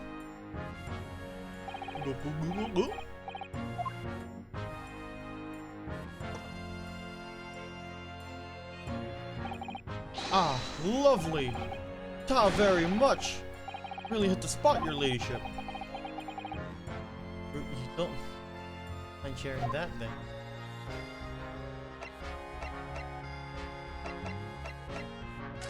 What's this? Dr. Grimsby, can you give us a moment? Oh, no, you're...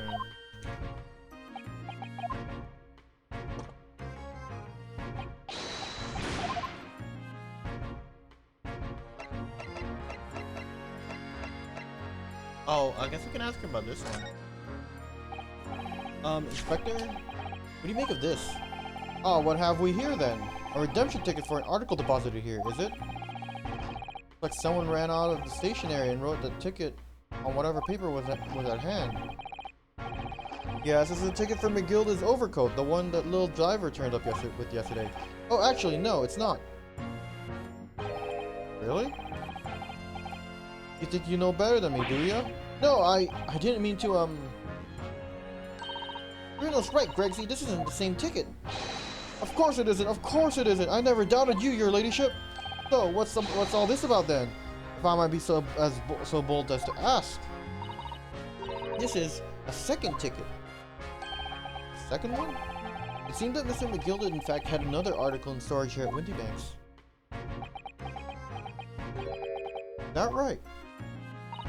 I think we need to discuss this further with the inspector, Mr. Naruhodo. Oh good, because he's ever so easy to talk to. Oh, with Iris here, he's kind of easy to talk to. This ticket was in one of the pockets of Mr. McGilda's overcoat. You mean to tell me? Yeah, there was more than just the music box disc. I should have insisted on the lads taking it back to the yard and examining it properly.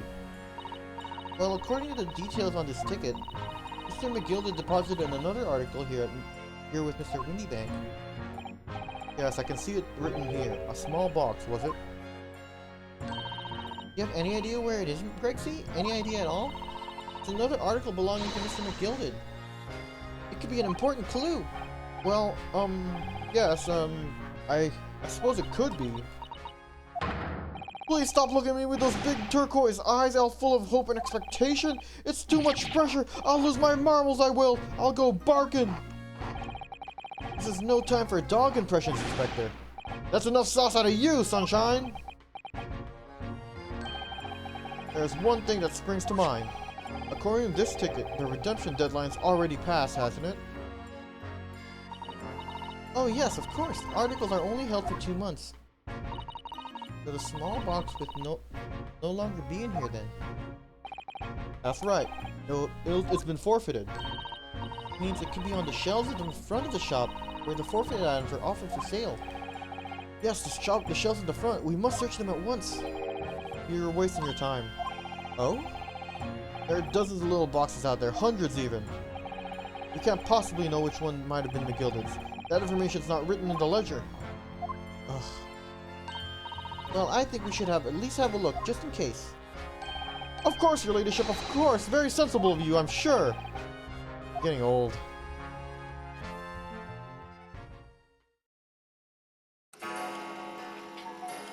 And dong dong, huh? Dong dong dong. Ah! I nearly jumped out of my skin there. How could Mr. Windyback set such a wicked trap? I doubt he set it out to scare anyone. Is that really the time? I think perhaps we should pay Gina another visit soon. Oh?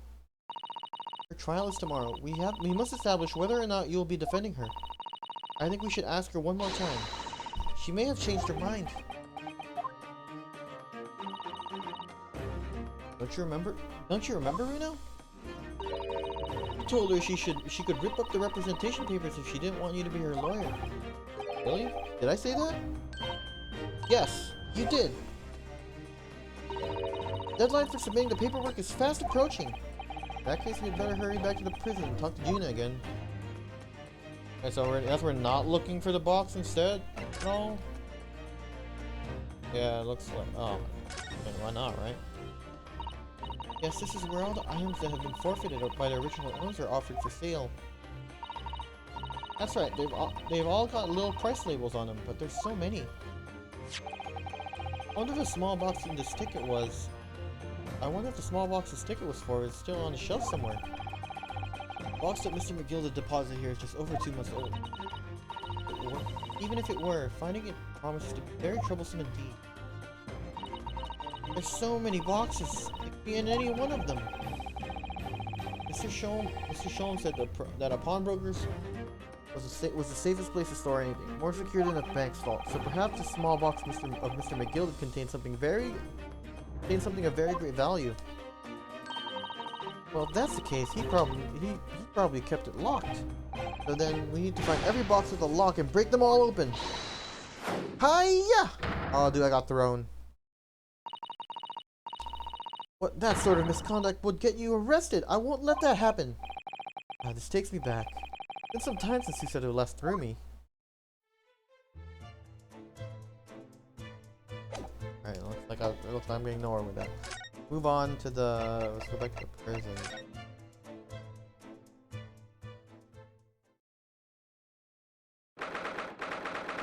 April, 5:41 p.m.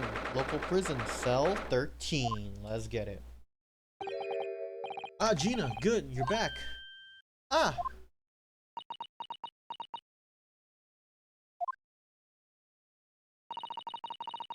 The police must have finished questioning her then. Oh, how was Gina? Was it awful? Oh, Ginny. She says Ginny. Oh, don't bother me. Thank you for the papers you signed before. Meant we were able to investigate at Windybanks. Oh, right.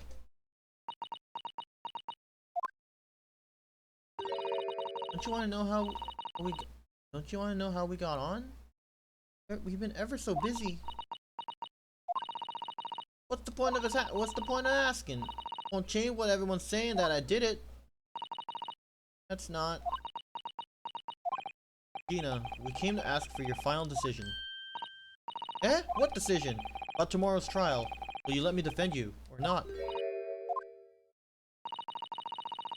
I must submit the paperwork now if you'd like Mr. Naruhodo to represent you. Right, I see. She lost her fight and all.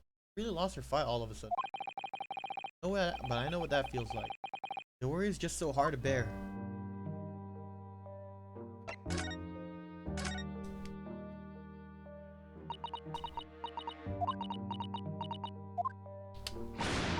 Oh, alright then, blimey, I'll give it a rest with demise, Iris.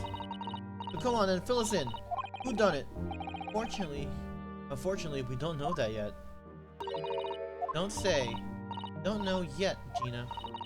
Mr. Naruhodo and all of us know that you are innocent of this crime.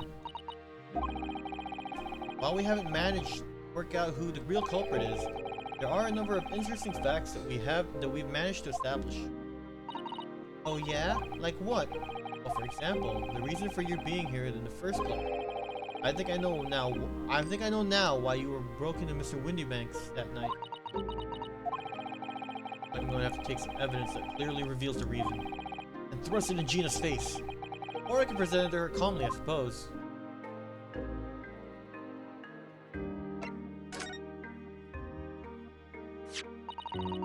We already have the representation papers and other documents we need. All we have to do is hand them to the court clerk. That is, they'll allow me to represent you in court tomorrow. Nah, don't bother. Ginny, rip them up and chuck them, would ya?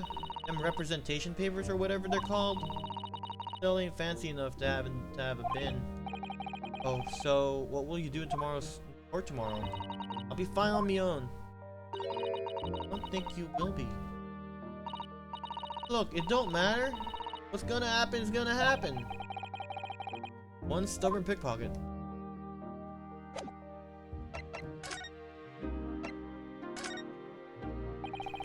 Found this at Mr. Windybank's storeroom. The manuscript of Iris's latest story. Ah! Oh, right. Well, that's good then.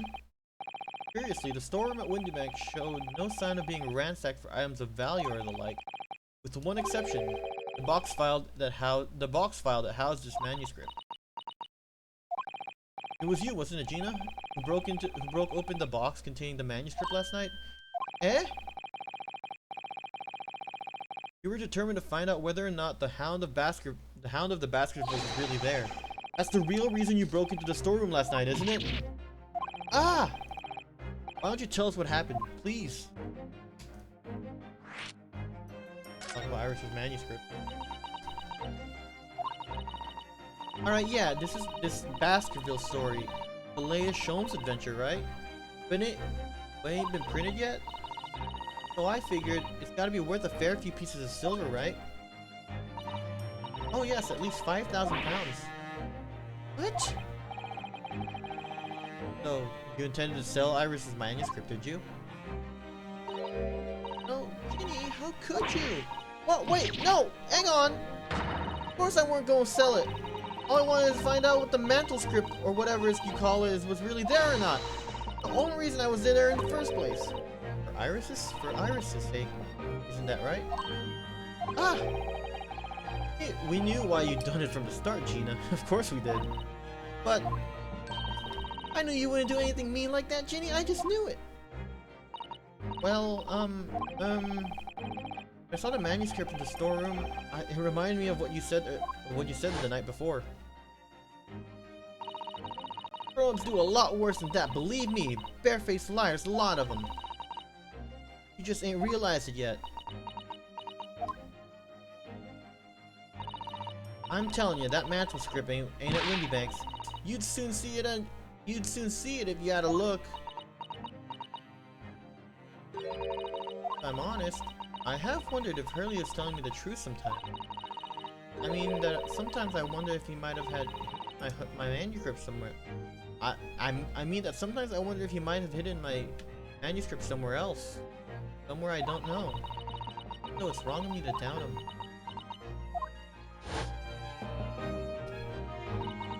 Oh, Ginny, that was so sweet of you!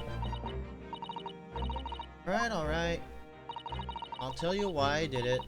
Stop looking at me like that, Iris.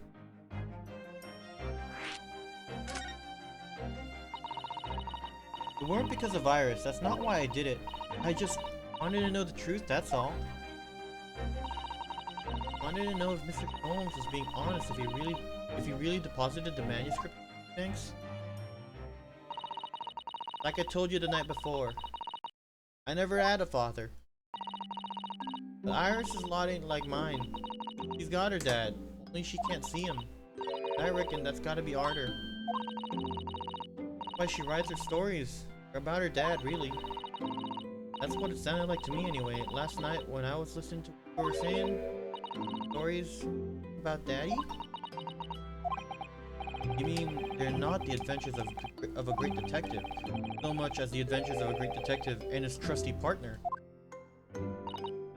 Well, that's how I see it, yeah? You're so thoughtful and so kind, Ginny. Yes, and we never thought any differently, did we? Look, give it a rest, will ya? I ate all this chummy nonsense. Do you hear me? I ate it. I don't trust no one, right? That's how I work. Because if you don't trust no one can let you down. So leave me alone. Go on, Scapper.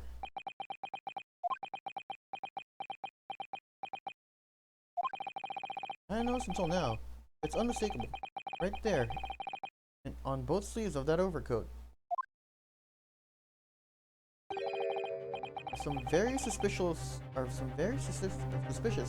red stains. What? What are you trying? Why are you looking at me like that? I think it might be worth presenting some of our other findings that are in the area to Gina now. Let's try this. The stains on the sleeves of your new coat, Gina. They're blood, aren't they? Not that I know whose blood yet. What? Blood? Mr. Naruhodo. You don't appear to have any obvious wounds yourself, though. So it could be the blood. So could it be the blood splattered from Mr. Windybank when he was shot last night? Let's not beat around the bush here.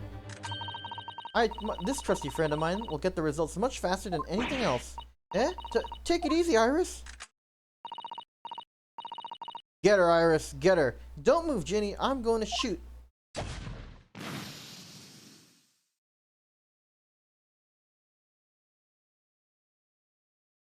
Purple. Oh, that's a lot. Wait, what color was purple?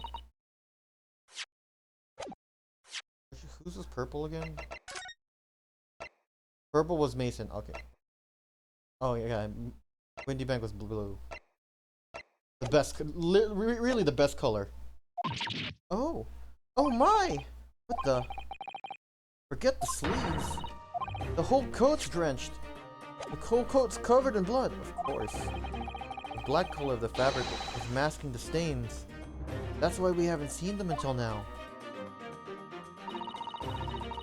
And the blood is reacting with the chemical to turn a purple color, which matches one of the samples we've already collected perfectly. Yes, now let's see, who had the purple blood? Aha, yes, it was the brickmaker, Mr. Mason, the victim of the murder case 2 months ago. I knew it. What are you all on about? The victim? What do you mean? It's a rather uncomfortable situation, Mr. Naruhodo, but I think this makes things quite clear.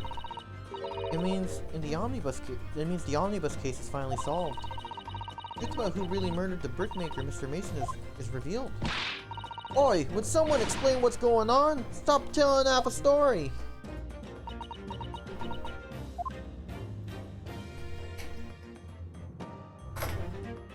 Alright, well, let's talk to the truth of the omnibus case. Yeah, we were defending the actual perpetrator. We can see now that the victim's blood is all over Mr. McGilda's overcoat. But in the trial 2 months ago, the defendant said this in his statement, in his testimony. Now I ask yous, what good-hearted soul wouldn't rush to help a fellow bleeding from his stomach? Yes, testimony. I wasn't about to start worrying about me gloves now, was I? I reached out to give the man a hand. If you look at this overcoat now, it's clear. These stains couldn't have arisen from Mr. McGill trying to pull the victim to his feet. No, I think I think that was what really happened. The blood if that was really happened, the blood wouldn't have splashed all over the front of the coat. The only explanation for this pattern of blood is that it spattered over McGilda's coat when he stabbed the victim in the stomach. I've tried to run from the truth for long enough, but there's no escaping it now. The true culprit in that case, Mr. Mason's killer, was Magnus McGilded.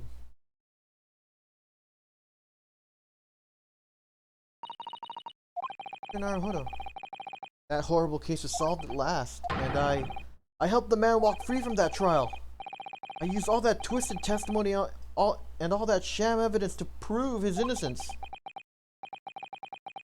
How could I have let that happen?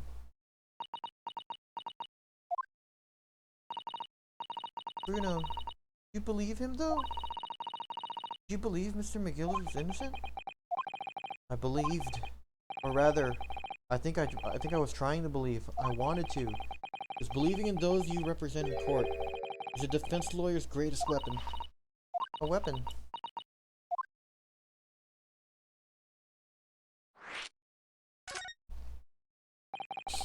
Before we came to Great Britain, a great friend of mine taught me a valuable lesson. You mean Kazuma-sama? Oh, with his headband flowing along the wind indoors? Crazy. Listen, Ryunosuke. We lawyers are only human. We can't know for sure what the truth is and what is a lie. Which is why we must resort to our primary weapon. An unwavering belief in our clients. That's all we really have. Unwavering belief? Only when we truly believe what our clients tell us, can we fight with everything we have for their cause. In any battle, there can be no victory without faith. So I believe you, unwaveringly.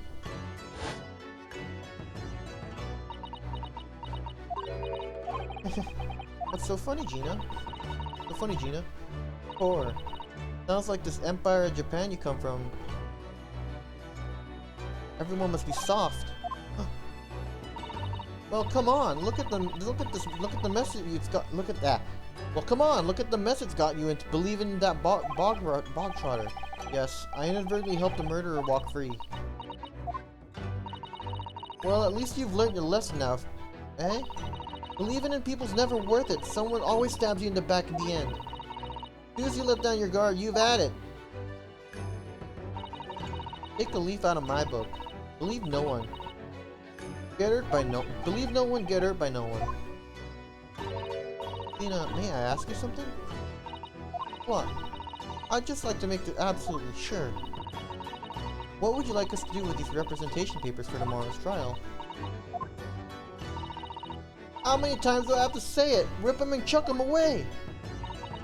Are you really sure that's what you want? I bet that's what he wants. I bet that's what he wants and all now. Mr. I'm a believer lawyer over there. Don't forget it was me in that trial 2 months ago. I let everyone up the garden path, didn't I? And you're telling me you can believe in me after all that? Not likely. Well, Mr. Naruhodo, a lawyer's primary weapon is unwavering belief in his clients. Ultimately, it comes down to whether or not I feel I can trust Gina after everything that's happened. Dude, of course I trust her, dude. We had dinner with her. Gina, let me say it again. Please allow me to represent you in tomorrow's trial. Eh? Are you half-baked? Not at all. You've not once admitted to committing the crime, have you? What's more, I believe you're telling me the truth. Seriously, Mr. Nero Odo? Nero Odo. Didn't you hear all of what I said before? I'm a born liar. Fibs Bibs just trip off me tongue. And I'm a diver, don't forget. I pulled the wool over your eyes 2 months ago and got you into all sorts of trouble.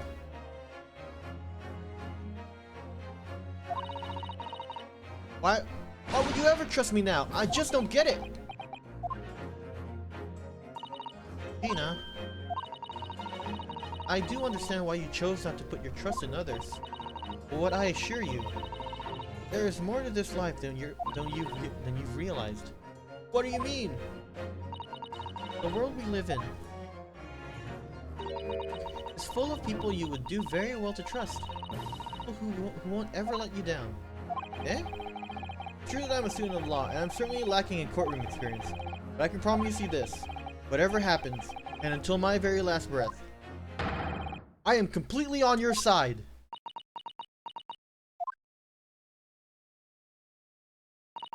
What do you expect me to say to that?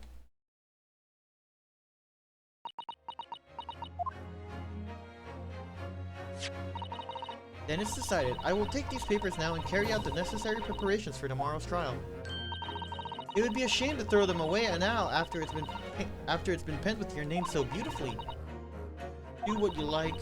Eastern Lot are... I don't know what you are. I don't get ya. She's pretty tsundere. But you know what? Gina's taking herself off to the back of her cell. She'd never admit it, but I hope she's feeling relieved. It turned out all right in the end, I think.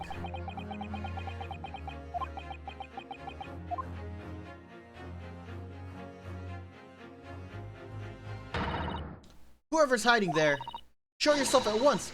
Eavesdropping is the height of cowardice. Lucido? Somebody's there in the shadows. I can sense it. Someone who wasn't here. Someone who wasn't there before. Some eavesdropping? What? Who? What? Blimey, you're sharp, eh? Oh, it's this guy. I suppose you weren't using one of those mystic Japanese arts like the art of stealth I'd once heard about. Oh, you thought we were ninjas, huh? Well, you know, I did learn from Naruto. If anyone was being stealthy, it was you, Inspector. Grexy! Oh dear me, I am most terribly sorry, your ladyship. I didn't mean to startle you. How long have you been listening into our conversation? Good grief, listening in? No, I just got word that there were some visitors who were refusing to leave even though it was after hours. I assure you, your ladyship, I only just arrived this very minute, not a moment earlier.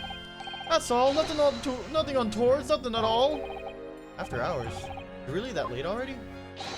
So then, I humbly excuse myself now, your ladyship. Ta-ta, toodaloo, cheerio, and all for the best, bye, and bye. That's a lot of farewells, and not one of them appropriate for her ladyship. Oh, but I wanted to have a chat.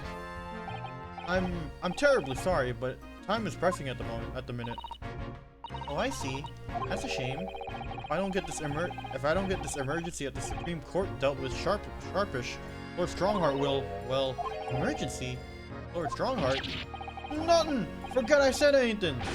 Anyway, I'm off! Alright, Grexy. If you have to, let's chat soon. Delighted, charmed, can't wait. If you please, my pleasure! That's a lot of pleasantries. And not one of them sounded sincere. Grexy's so funny! He says such silly things. Certainly entertaining to see an inspector at the police fawning to a 10-year-old girl. But anyway, I wonder what this emergency is at the Supreme Court. I must attend to the court clerk's office now before it closes. Yes, of course. Thank you, Miss Lucido.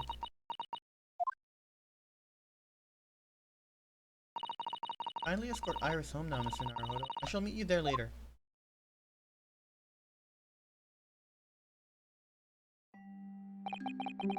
So our investigation came to an end. Lucido-san went to file the necessary papers for my defense of Gina the following day. And then it hit me. I could no longer suppress the wretched feeling that had been gnawing at me at my insides. Tomorrow, Lucido-san would be leaving Britain and making her way back to Japan.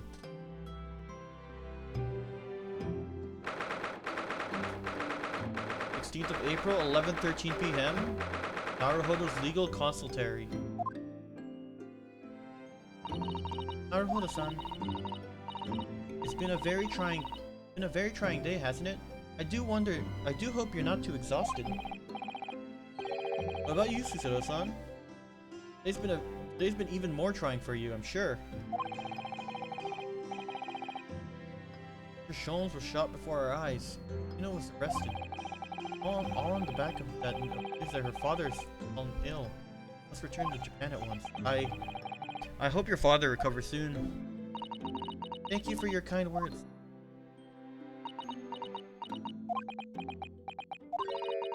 I wonder why it is. So many thoughts rage in my head like, yet seem unable to find the words to express any of them. I know exactly what you mean. Anyway, I have one final task to complete as your judicial assistant. Once that is done, I shall make preparations for my departure tomorrow. Final task.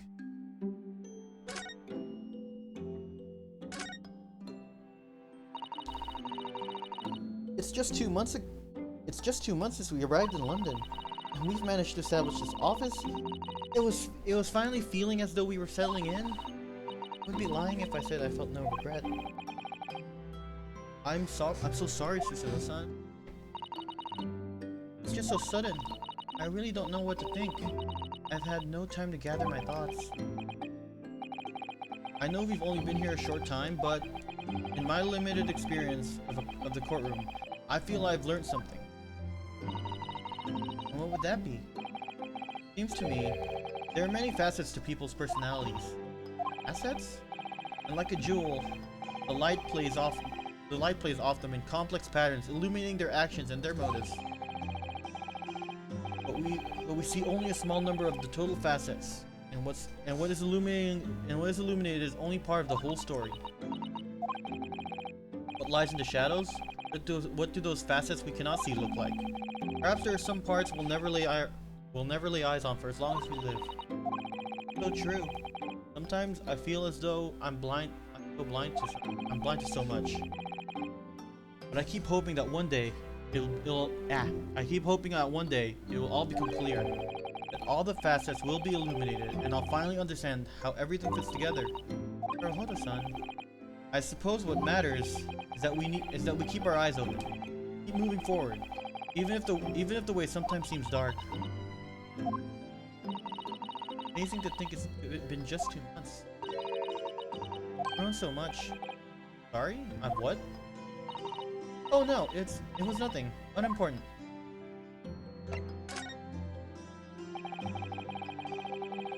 Do you know what time you will leave for London in the morning? Yes, I picked up my ticket earlier. I shall be leaving here at 4 AM. She's not gonna be here for the trial? Oh no! See. Well, I'll escort you to the station. Absolutely not. Sorry? I'm sure you realize why I couldn't possibly let you do that. You have a very important day ahead of you tomorrow. Gina's trial. Yes, I know, but every word you utter will have the potential to determine Gina's fate. You must get as much rest as possible, even though, like me, I'm sure you will find it hard to sleep. But please, for me, do try.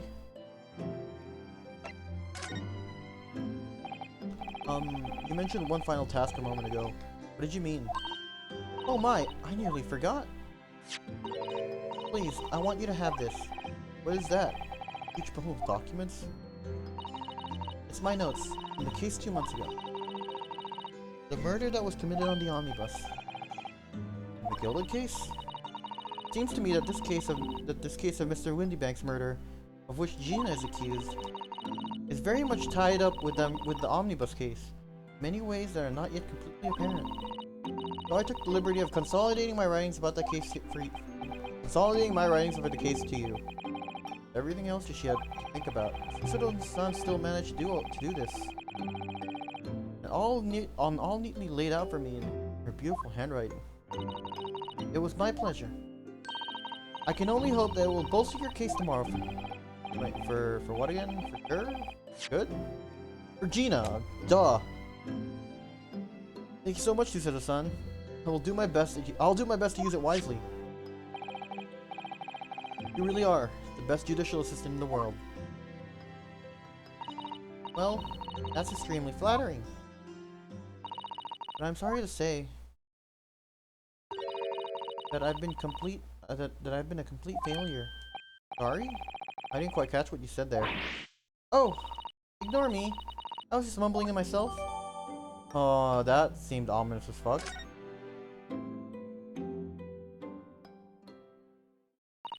Well, getting rather late. I think you should go to bed now, Naruhodo-san. I must finish packing up my things in my room. Suzuto-san, I wish you the very best of luck tomorrow. Good night. Wait, there's something I need to say. Hiya! What was that? Secret technique of mine. The Suzuto shutdown. Shutdown.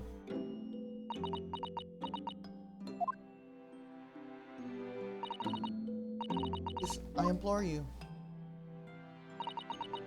If we have to voice our goodbyes. I won't be able to hold back my tears.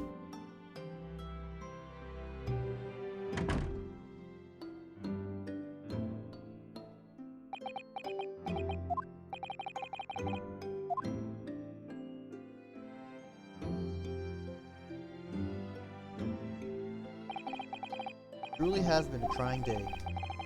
On our feet for hours, getting Gina to open up to us, and learning the truth about that nemesis of a case. Physically and mentally, I was exhausted, yet the idea of sleep seemed impossible. But I forced myself to close my eyes. And as a cacophony of scenes of our lives here in London played through my mind, eventually, my fatigue triumphed, and I fell into a deep sleep.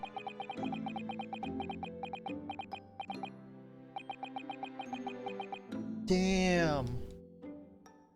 Crazy.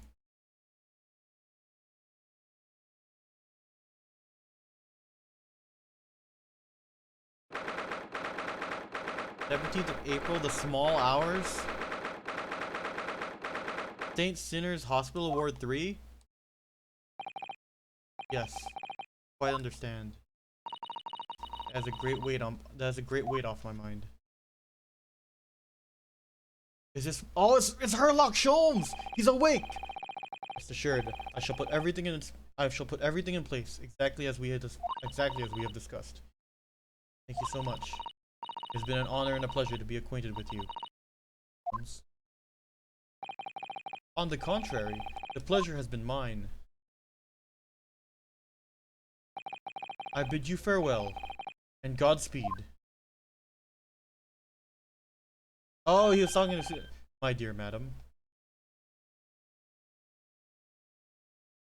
He woke up, and she bid him a farewell.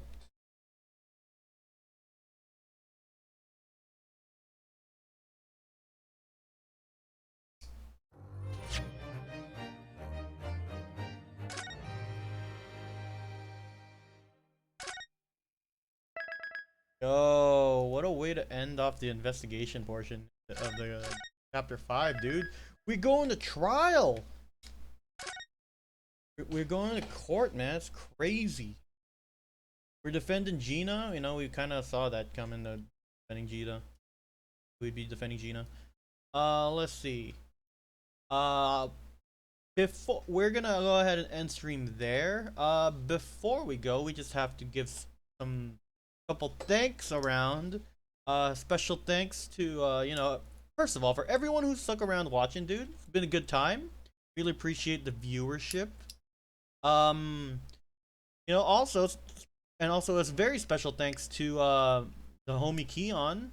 Dude came in with the sub and the raid. Crazy stuff right there. And also thanks to Eddie. Eddie, you know, good old villain TGC being first. Yeah, man, it's been good times. We're gonna go ahead and call it a stream there. But before we go, I got a little song to play for everybody.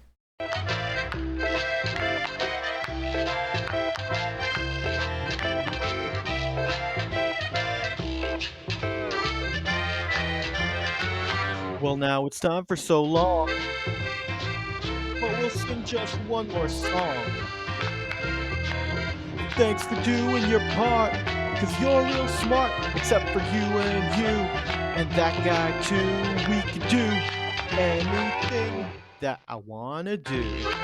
Bye everybody, thanks for watching. See ya. See you next time.